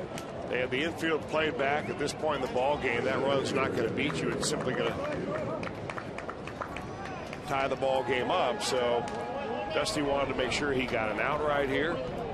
Have 2 outs, a runner on third base. They've got a chance to get out of this inning and still not be behind in the ball game. Now the infield in. Here's Bonifacio.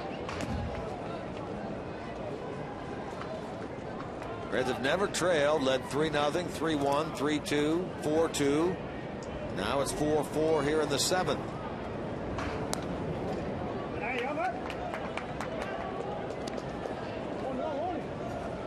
Arroyo, by the way, is due up third in the bottom of the inning as Arroyo works here in the seventh. Andrusik continuing to throw in the Reds bullpen.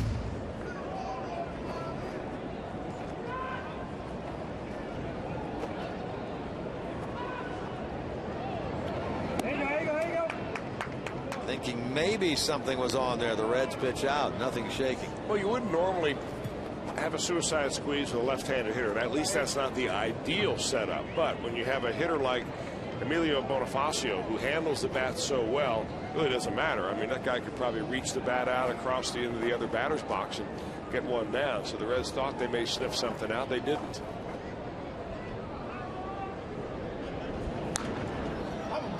Bonifacio just trying to get that ball into the air, into the outfield to score that go-ahead run.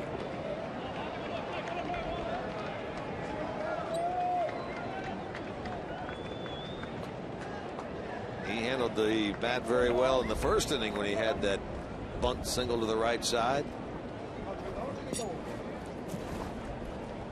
Looks at that Reds infield, all on the edge of the grass. Go-ahead run is Coghlan at third. And he pulls it through the drawn in infield on the right side. Scoring Coghlan. 3-run inning Marlins. They take their first lead of the afternoon now at 5-4. Well, isn't that what you were talking about earlier with Bronson Arroyo, how it happened so many times last year? Even he talked about that, where he'd pitch a pretty good ball game into the 7th or 8th inning, and then all of a sudden they'd put a crooked number on the board. Here's what happens with a little breaking ball. He rolls over on with the drawn in infield. You create really no angles to cut that ball off, and it's been a big inning for the Marlins. Dusty Baker out of the dugout. That'll spell the end of the line for Bronson Arroyo. Here in the top of the 7th inning, Logan Andrusik, who has been throwing, will jog in. Skyline call to the bullpen. Reds make a pitching change here in the 7th.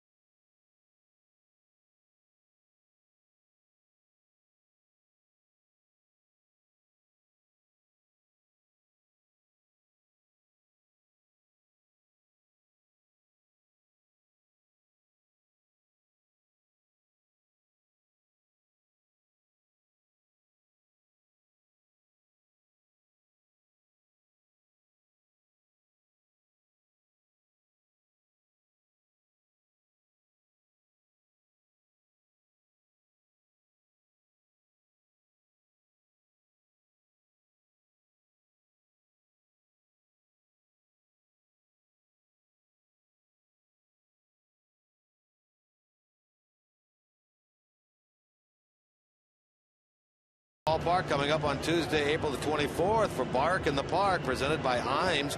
Make sure you arrive early and check out all the great samples and activities for you and your dog in the fan zone. Plus, the first 5,000 pet owners receive a free collapsible pet bowl. For more information on Bark in the Park and to purchase tickets, you can call 513-381-REDS or visit reds.com/dogday. New pitcher is Logan Ondrusek. Takes over for Bronson Arroyo. Bronson 6 1/3, 10 hits. 5 runs thus far, 4 earned. Didn't walk anyone, struck out 4, hit a batter. That was the first batter here, the 7th inning. Still responsible for Bonifacio at first base. Hanley Ramirez is 1 out of 3. Ondrusek worked in last night's game, 1/3 of an inning. 66 games a year ago. Bruce will settle under this fly ball. And out number 2.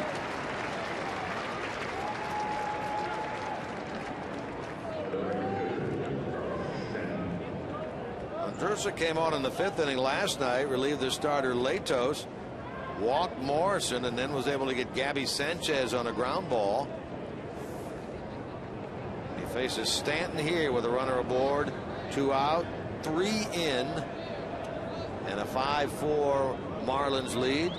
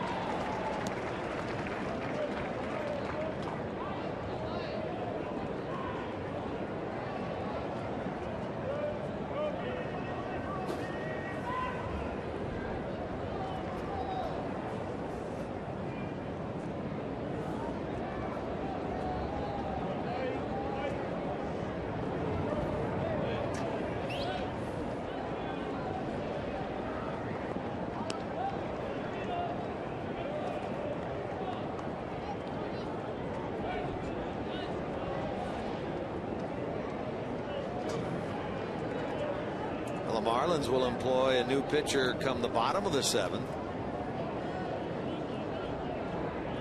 Reds are able to get 4 against the starter Zambrano, including that home run by Bruce in the 6th inning that made it a 4-2 game.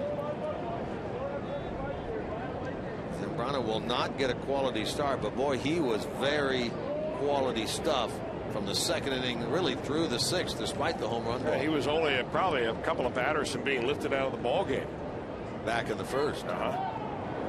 He turned in 5 solid innings after that. You know, when you get a guy like Zambrano and he has such a history and a reputation for being able to get it together after maybe a rough start, you don't get him early and step on his neck at that point. Sometimes you don't get a chance to get him at all.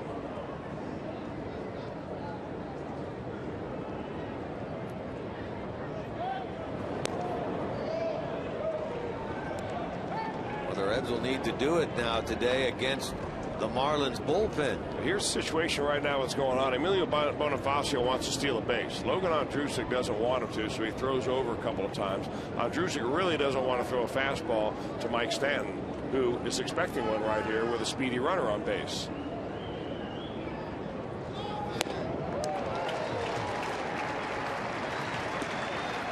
Good spot there, threw it right by him.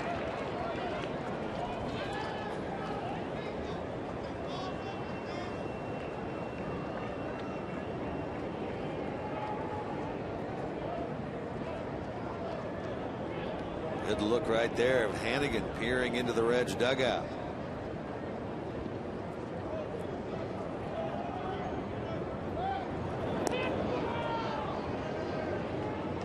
Bonifacio stole 2 bases last night, 1 more today.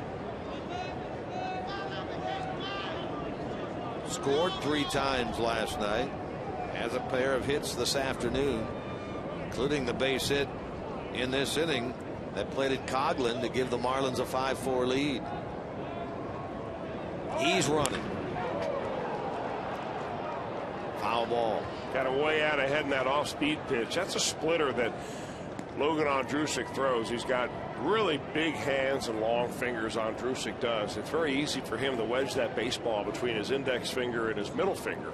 Get great spin on it. He's a big, tall guy anyway, 6 feet 8 inches, and throws it down. And there's the grip he's talking about. And the one I'm talking about, too.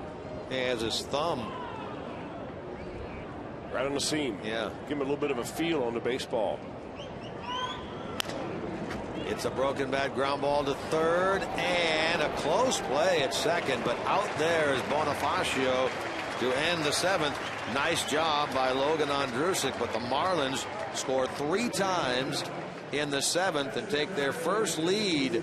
Stretch time on Easter Sunday here at Great American Ballpark, and the Marlins own a 5-4 lead as we turn our attentions to the field and Jordan Woody singing God Bless America.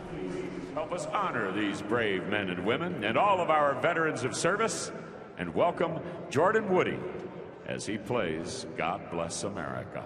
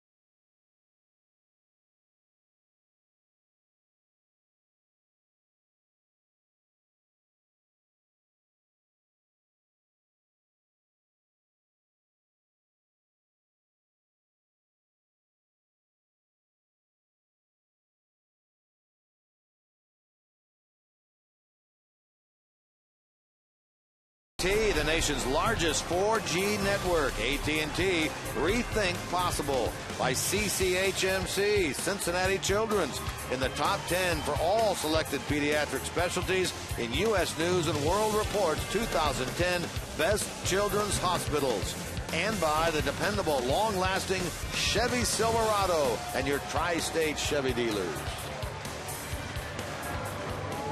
5-4 Marlins. We go to the bottom of the 7th inning. New pitcher on for Miami. This is Steve Cishek. He's a big guy. If you go up and down the Marlins roster, you'll see nothing but tall pitchers on their team. He is 6 feet 6 inches tall, or 6'5" anyway. Steve Cishek, right-hander, throws sidearm from down around Laredo. A very tough right-hander on right-handed hitters. Worked on opening day, relieved Mark Burley in the 7th inning of that game.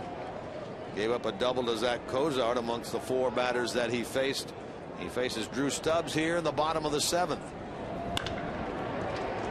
After striking out twice, he will test the arm of Reyes and is thrown out for out number 1. Drew is 0 for 3. To the plate, Ryan Hannigan. Steve Cishek last year actually picked up a save against the Reds in a game in which Edward Mujica, who was acting as a closer at that time, blew the save, gave up a 2-run home run to Todd Frazier. They called Cishek in from the bullpen, and he retired the next couple of batters to nail down his save.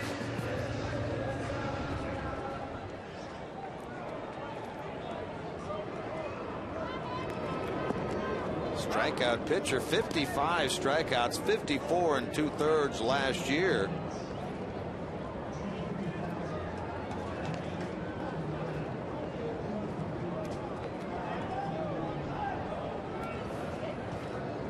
Hannigan is flied out and grounded out.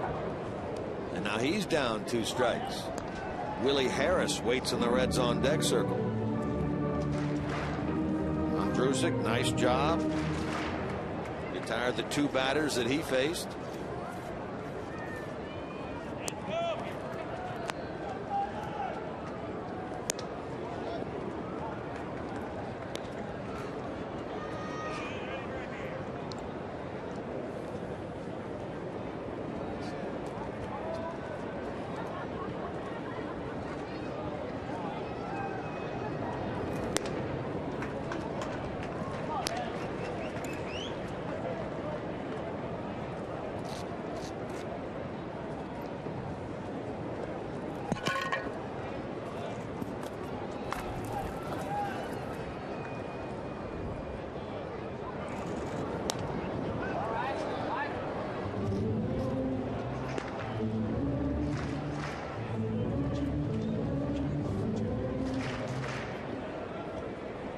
Chapman is now up and throwing in the Reds bullpen.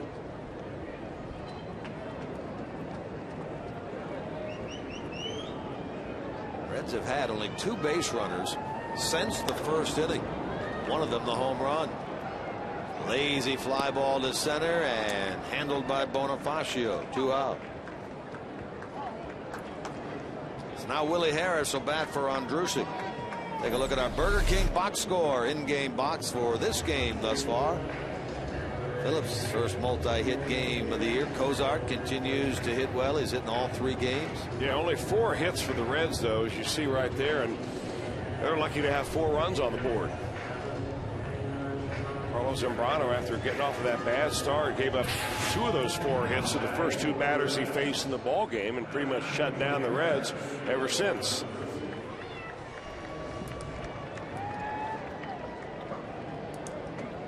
So Willie Harris now jumps in there to bat for Andrusik, and he swings at the first pitch and pops it up. Handled by Ramirez, marking the 4th time in this game that the Reds have gone down in order. So we will head to the 8th. Reds down by a run.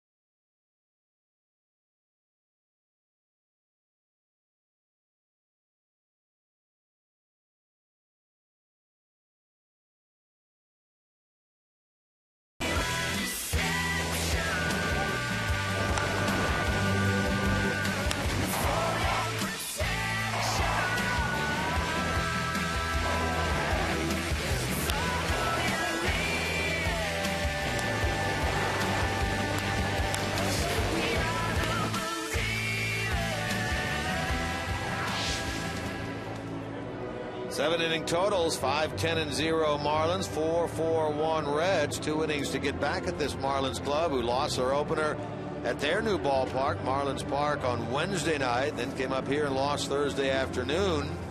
They bounced back with a win last night. Reds trying to take 2 out of 3 in this opening series. Have a new pitcher into the game, Aroldis Chapman. Well, Aroldis Chapman really has to help the Reds out right now by throwing a 0 on the board. Reds can't score until they get their bats in their hand, but they need to get a 0 on the board and keep the game as close as they can, and that's where Chapman comes in. Numbers on him last year, out of the bullpen. A lot of speculation, of course, with Chapman perhaps going into the starting rotation at some point this season. But right now, he's one of those strong-arm lefties that is at the disposal of Dusty Baker in the bullpen. Very strong first outing of the season for him on opening day when he retired the 3 batters he faced, 2 of them via the strikeout. He'll face Logan Morrison, Omar Infante, and then Gabby Sanchez, who after running for Dobbs stayed in the game, took over at first base. Lefty-lefty matchup here. It was a stat last year that was eye-popping what he did against left-handers. A 0.77 average against lefties last year for Chapman. You want to stand in there against them? No way.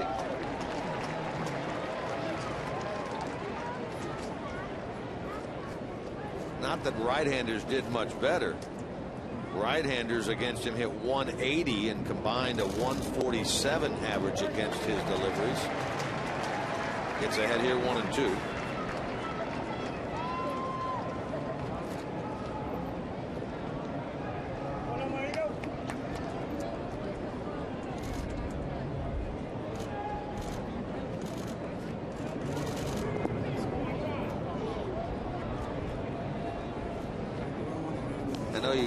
Chris talked about it before, but he has kind of gone now with the theory that less is more, right?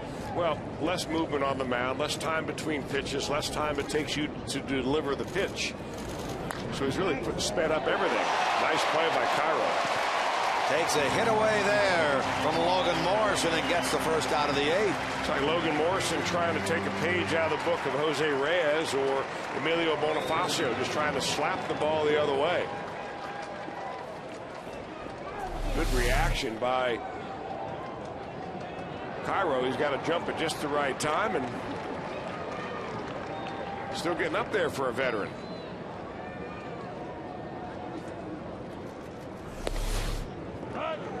Here's Infante.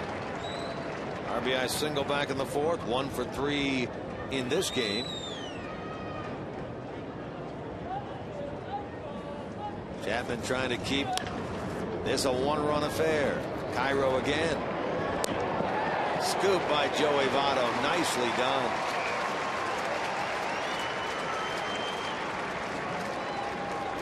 Get ready for Reds action 30 minutes before every game with Reds Live, presented by Ray St. Clair Roofing here on Fox Sports Ohio. Reds Live is everything you need to know for the upcoming game, and it's only on your exclusive home for Reds baseball, Fox Sports Ohio.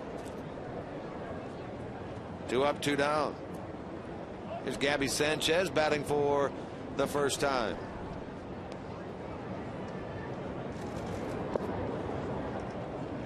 Sanchez 1 out of 8 in the series, 1 for 11 on the year. Struck out a pair of times last night. Took over at second base for Dobbs as a pinch runner in the 7th after Dobbs had been hit in the knee. Looked like it was right on the knee. Left-handed batter in what would be his left knee, his back knee.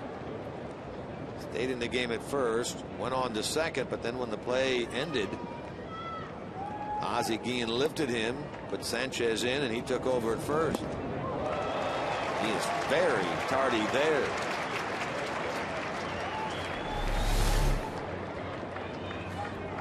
Well, you know, you're trying to prepare for a fastball that comes in there in the high 90s, and you think you can do it, but in the daytime like this, you're squinting a little bit, the ball gets on you just so quick.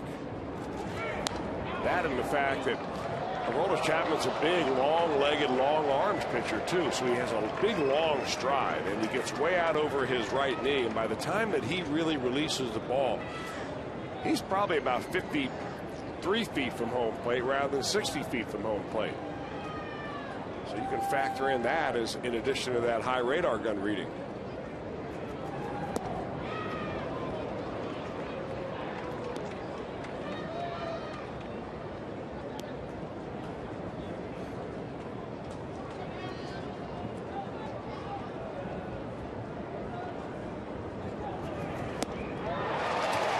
He gets him.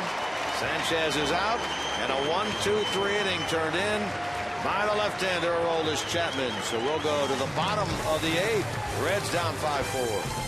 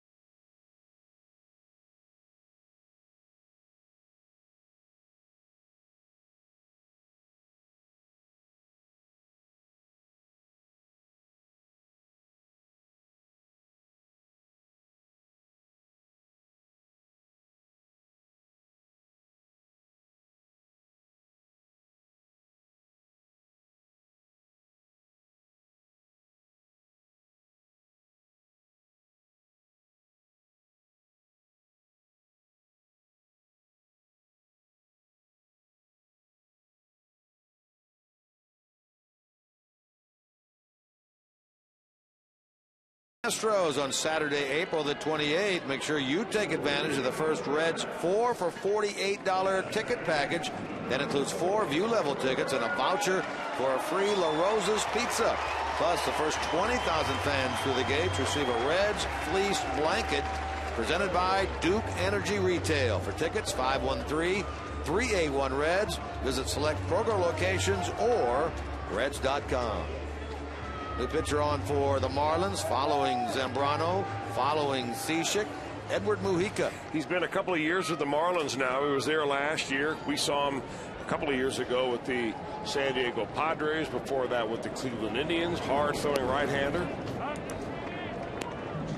Figures to be the setup guy, the main setup guy anyway, for Ozzie Guillen in front of Heath Bell.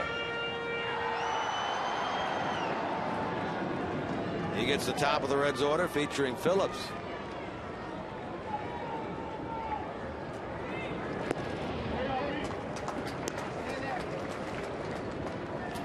Mujica 1 inning, 2 runs, 2 hits on opening day. Gave up the home run ball to Jay Bruce in the 8th, and later pinch hit RBI double to Heisey. He gets Phillips, Cozart, Votto here in the bottom of the 8th inning. Reds down a run 5-4. And Mujica came over here to the Marlins in exchange for a couple of players, one being Cameron Maybin, who went to the Padres, and another Ryan Webb. Or they actually, the Marlins acquired Ryan Webb and Mujica in exchange for Cameron Maybin. Ramirez guarding the line now here in the late innings of this game, down at 3rd. Brandon today, a couple of hits, 2 out of 3. And one guy the Marlins are missing in their bullpen that they hope to get back at some point this season. A man named Juan Oviedo, formerly known as Leo Nunez. Yeah, their former closer, right? Former closer. It was discovered last year that he falsified his name when he was 17 years old. It took on the name of Leo Nunez in order to get a bigger signing bonus by the Pittsburgh Pirates. They went years in the major leagues before anybody found out about it. And then when they finally did find out, he had to go back to the Dominican Republic to take care of that business. And he's been unable to get a visa to return him back to the United States. Now, as of April 1st, Major League Baseball said that he will be suspended for a short period of time, I think 4 to 6 weeks, after he comes back. But before you even removed from the suspended list, you've got to get a visa to get over here. Luque went up the ladder to get that ball, and Phillips is the first out of the bottom of the 8th inning. Hey, Reds fans, if you're in the restaurant industry, let JTN Food Group help you with great tasting, healthier products for your menu. JTN.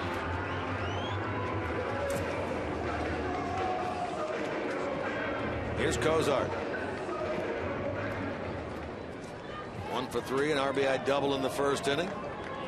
Even with the bag now down at third is Ramirez.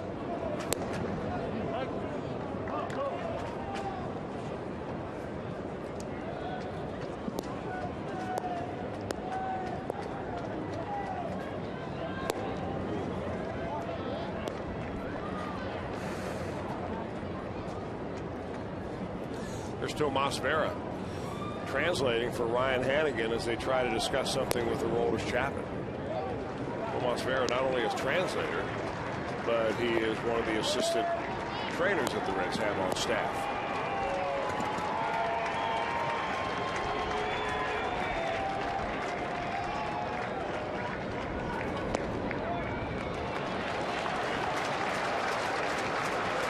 Cozart, one bad one away from reaching base as the tying run here in the bottom of the 8th.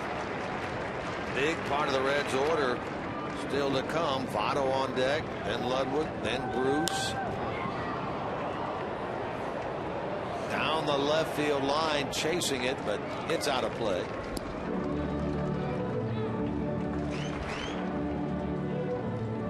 Young man looks very confident at the plate. You know he can pick it in the field. He's got a great arm, good speed, nice foot speed where he can cover some ground out there. But boy, you just have to be impressed with what seems to be great stage presence in the batter's box. There is ball 4 until the tying run aboard with 1 out here in the 8th.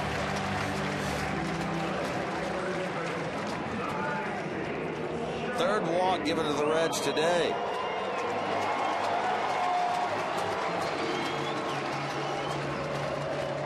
It was Votto in the 4th inning last night after a Cozart triple.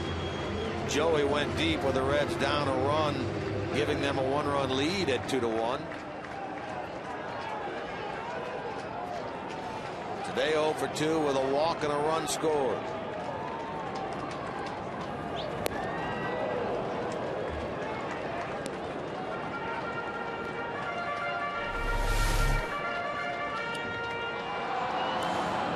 What they're trying to keep away from Joey Votto is fastballs, and they seem to be attacking Votto up and in with breaking balls. Happened a couple of times last night with Ricky Nolasco.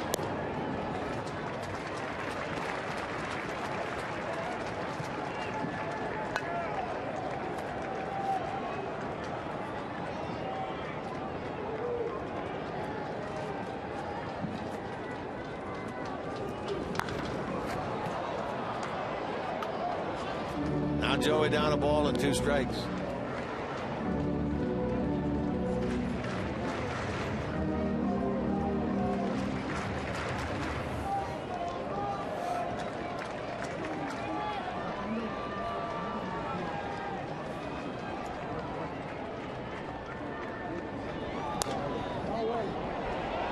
Boy, that was close right there, as that was an Votto swing, protective swing there. He broke his bat.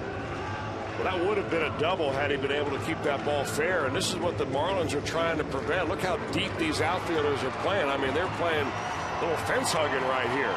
They want to make sure that Votto doesn't get to second base. They'll give up the tying run, but not the go-ahead run right here. That's baseball's version of the prevent defense.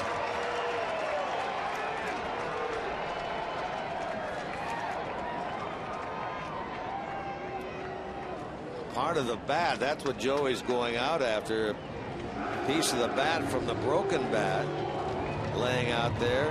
that baby on eBay.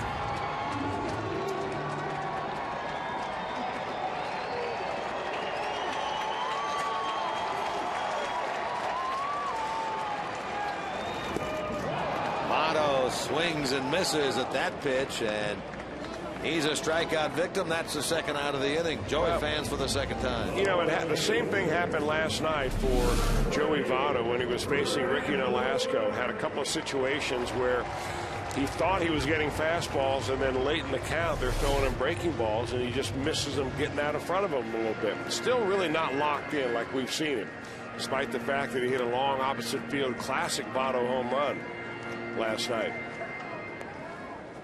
So here's Ryan Ludwig. He's walked, grounded out, flied out today. He's 0 for 2.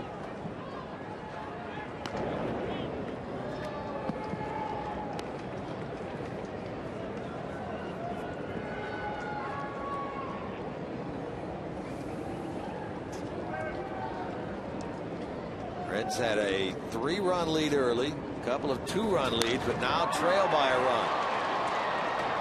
Deep outfield playing there by Stanton pays off as he just goes back a couple of steps and onto the track to haul that drive in from Ludwig, ending the Reds' 8th inning. So we head to the 9th, still down by a run.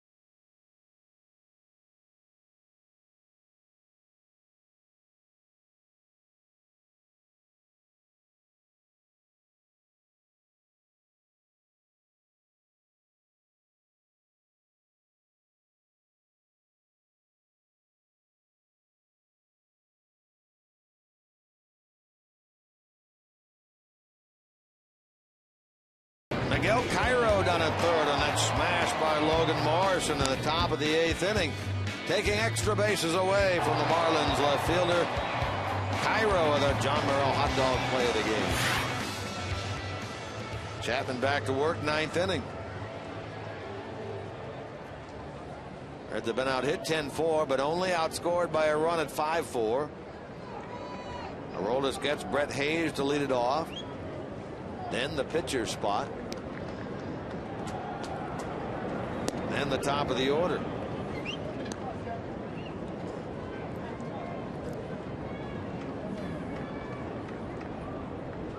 Marlins have an infielder, Donnie Murphy, on deck to bat for Mujica. No doubt if it stays a safe situation, we will see Heath Bell for the 2nd consecutive game. Hayes is 1 for 3. Cannot catch up right there with that 97-mile-an-hour heater.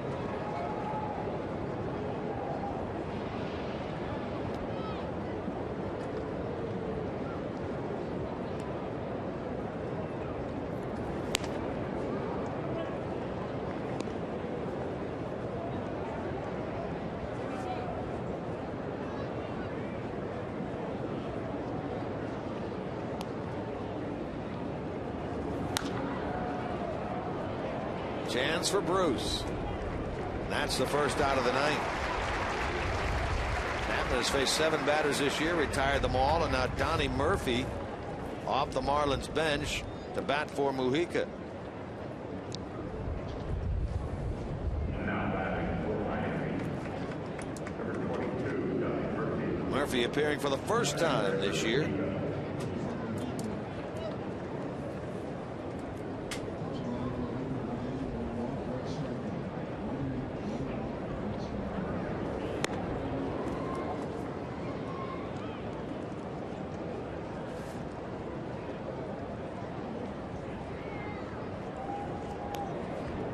Jose Reyes waits on deck.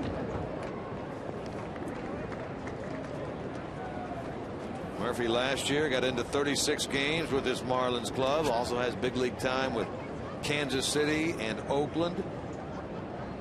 185 in terms of an average last year for the then Florida Marlins. Tries to hold up, cannot. And he's down a strike. 1 ball, 2 strikes.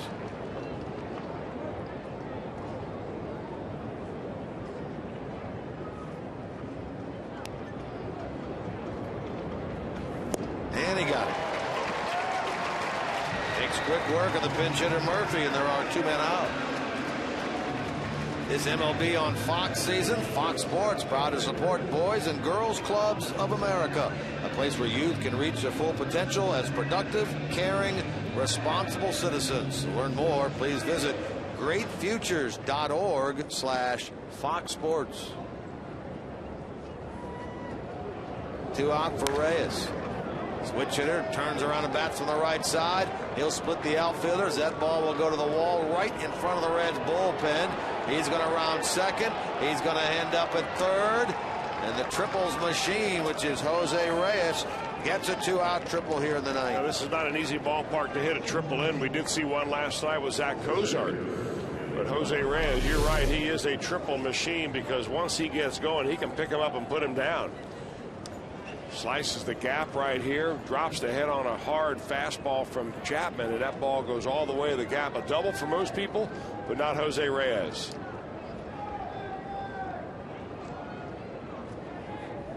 He led the National League as a Mets player last year with 16 triples, marking the 4th time in his career he has led the league in 3 base hits.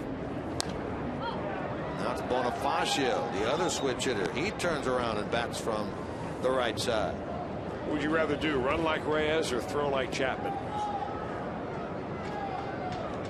You know, that's one of those toss-a-coiners right there. I think I'd rather throw like Chapman. I'm with you. Brian Price is going to go to the mound after that ball fouled off by Bonifacio. Cairo will come in and act as translator. Hannigan out there as well. What do you think this is all about? Kind of comes out of nowhere. Yeah, it does. I think they want to make sure that he doesn't make a mistake right here. Now, you know what? I really don't know what it could be about. It could be, do you want to pitch out of the stretch position as opposed to out of the full windup?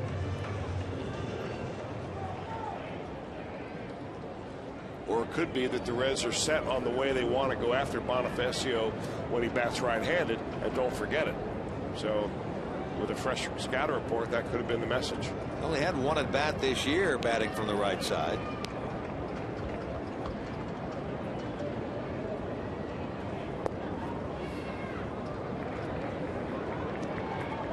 Reyes, a big run down there at third in a 5-4 game. Marlins in front. Easter Sunday crowd of over 23,000. 23,539. Great placement there, right at the knees. Bonifacio disagreed. 1-2. Well, according to the career stats, that Emilio Bonifacio is a much better hitter batting right-handed than he is left-handed. Hard to hit that last pitch, though. Yeah, he's over 300 from the right side, and right in the 250 area batting left. That one hit triple digits. 100 miles an hour on that one, fouled away by Bonifacio. 2 for 4 for this switch hitting outfielder so far today.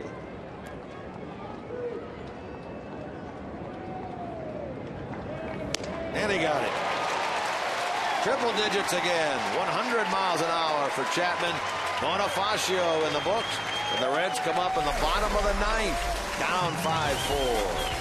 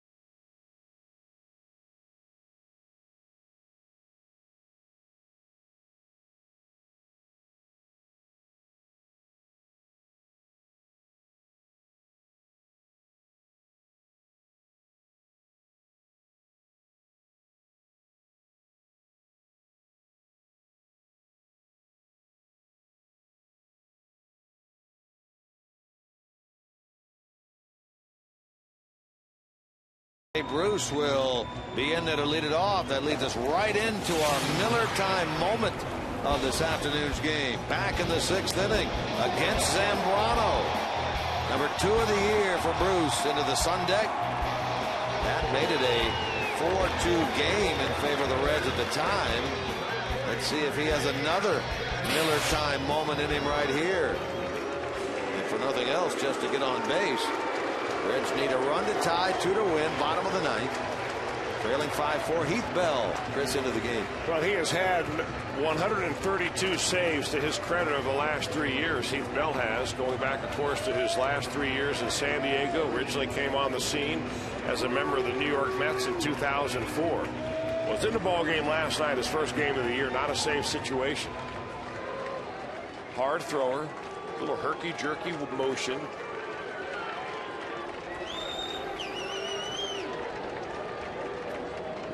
Talked about Zambrano being a big guy. How about Heath Bell?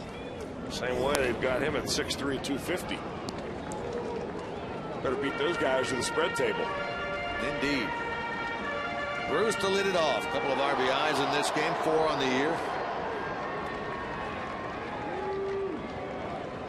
Outfield deep, infield deep. Bruce lays off. He's at a ball, a strike. Kind of an unusual delivery for Heath Bell, really, because for a big guy, I mean, he's 6'3", he doesn't have a real long stride. He uses a lot of his upper body strength to generate the speed on the baseball.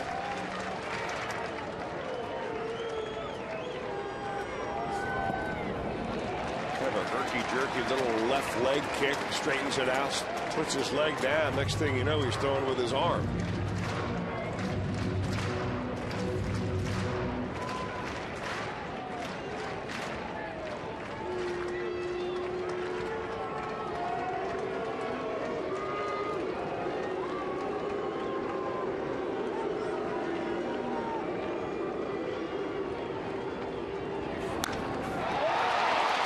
The other way to the alley in left center field. Did it get out? It sure did. Jay Bruce, a 2-homer game. That one going the opposite field, and the Reds have tied it 5-5 here in the bottom of the 9th. That one looked like it just got over the wall. It looked like it was going to die before it got to the wall. That's the kind of amazing power that Jay Bruce has. He put the solid part of the bat on it. It goes a long way. Could not have picked a better time to hit his 3rd home run of the year. Taking it the other way. And his 3 home runs he has for the Reds, 1 to left center, 1 to center, 1 to right center.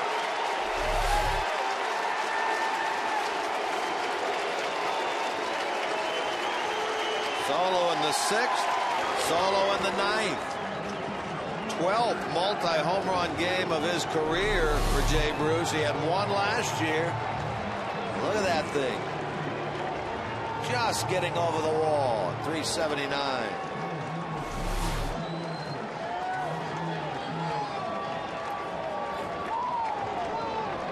Now it's Miguel Cairo. Bell had 5 blown saves a year ago. There's the young man. Happy with that souvenir. He's got the red spring training hat on. Got himself a Jay Bruce home run ball. He won't be talking about that in school tomorrow. Cairo in the air to right, but playable. That's the first out of the bottom of the 9th.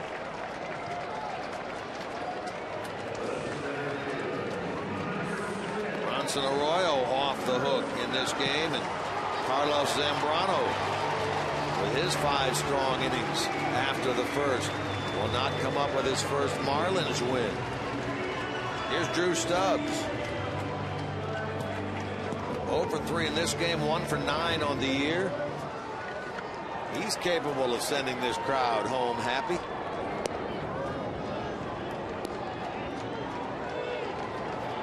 Drew last year 15 home runs.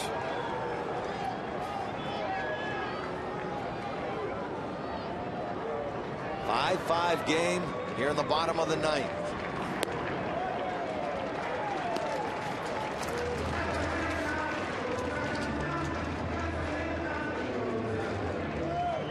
Hannigan waiting on deck. Then the pitcher's spot.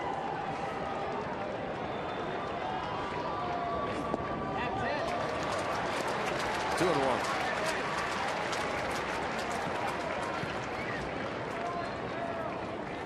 1. Reds have given up a lead here today. Marlins have given up the lead. 5-5 in the bottom of the 9th. Rubber game of the series.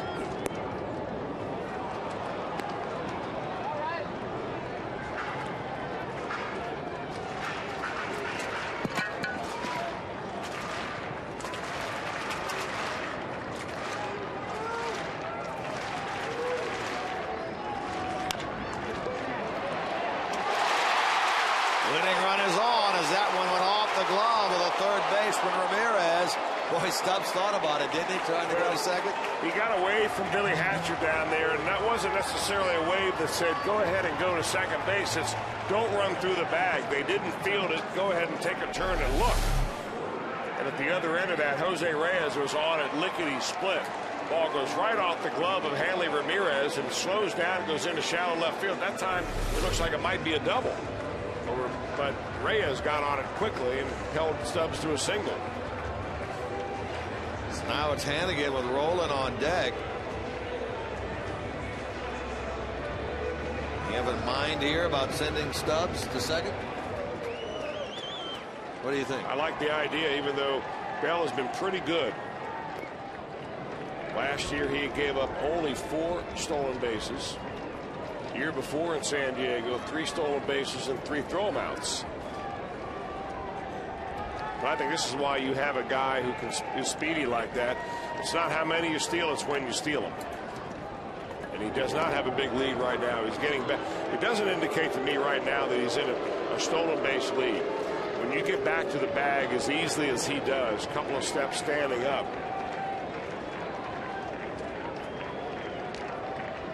Now a little bigger lead now, but not much.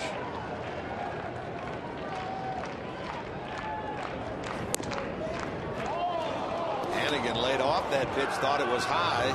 Well, he'll lay off a couple of pitches anyway. Perfect guy to have in this situation, to be able to give the runner a couple of pitches if he wants to have a stolen base. Drew has not attempted a steal yet this year. He was 40 of 50, 2011.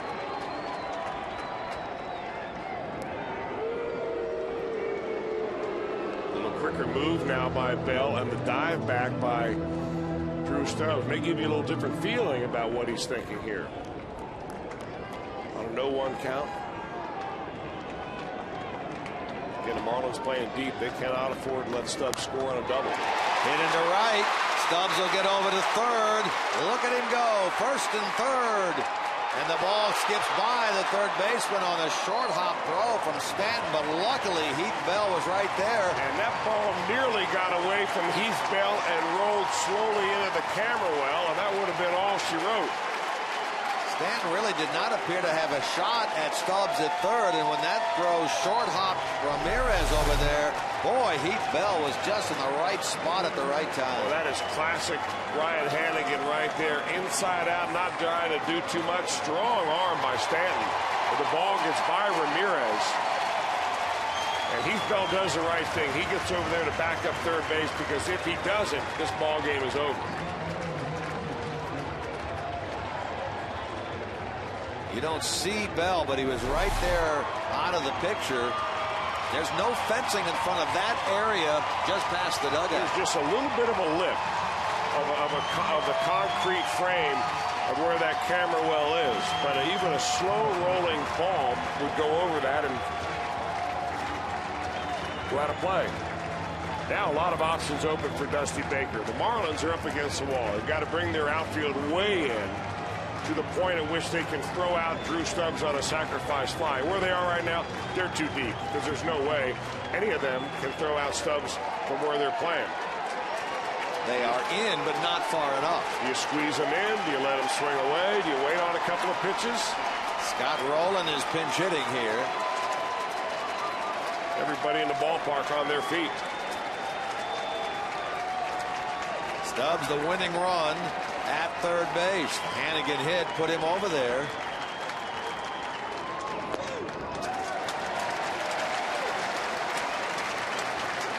Rowland last night 0 for 4. 1 for 7 on the year.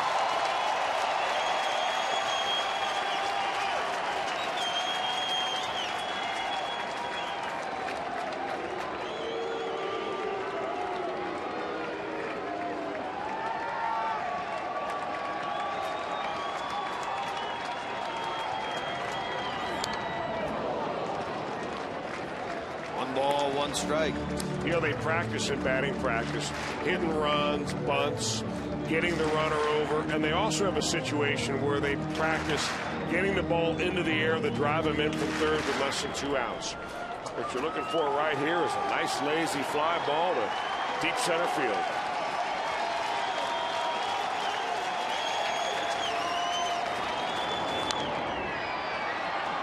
In the air toward foul ground and out of play. That brings up a great question, Chris. If you're Stanton out there and that ball is in foul ground but catchable, do you make the catch on that ball? Not on that play, because there's such little foul ground over there. If you have any kind of interference with the fencing or have to throw over the head of the ball boy down there, you just don't have it's a risky throw. Reminds me of the play that George Foster, though, did in the 1975 World Series. Just thinking the exact same thing. What a heroic heave that was. Hard to third. Bobbled. No play. Reds win it. Ramirez did not come up and throw at all. Rowland is credited with an infield hit. That's a game-winning hit as Stubbs scores, and the Reds get 2 in the bottom of the 9th and pull out a 6-5 win over the Marlins, and in doing so, take 2 out of 3 in the series. Well, nothing like a good old-fashioned walk-off win on Easter Sunday. The Reds' first walk-off of the year. It was an exciting ball game for all those 25,000 plus that stayed around. They were treated to this. A hot shot down to third. Ramirez doesn't backhand it, and he realizes right there there's no way to turn a double play. Can't get the handle on it. Scott Rowland with a scalding ground ball wins this ball game, and the Reds prevail over the Marlins. That's the way she wrote it today. You can't beat it at all on Easter Sunday. Joyous Reds, big crowd of over 23,000.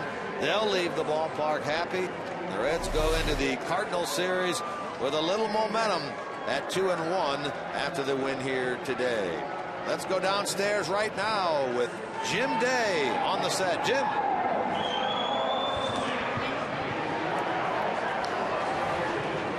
You said it, boys. Nothing like a walk-off win on Easter Sunday as the Reds rally for 2 in the 9th inning. We've got a lot to talk about on this edition.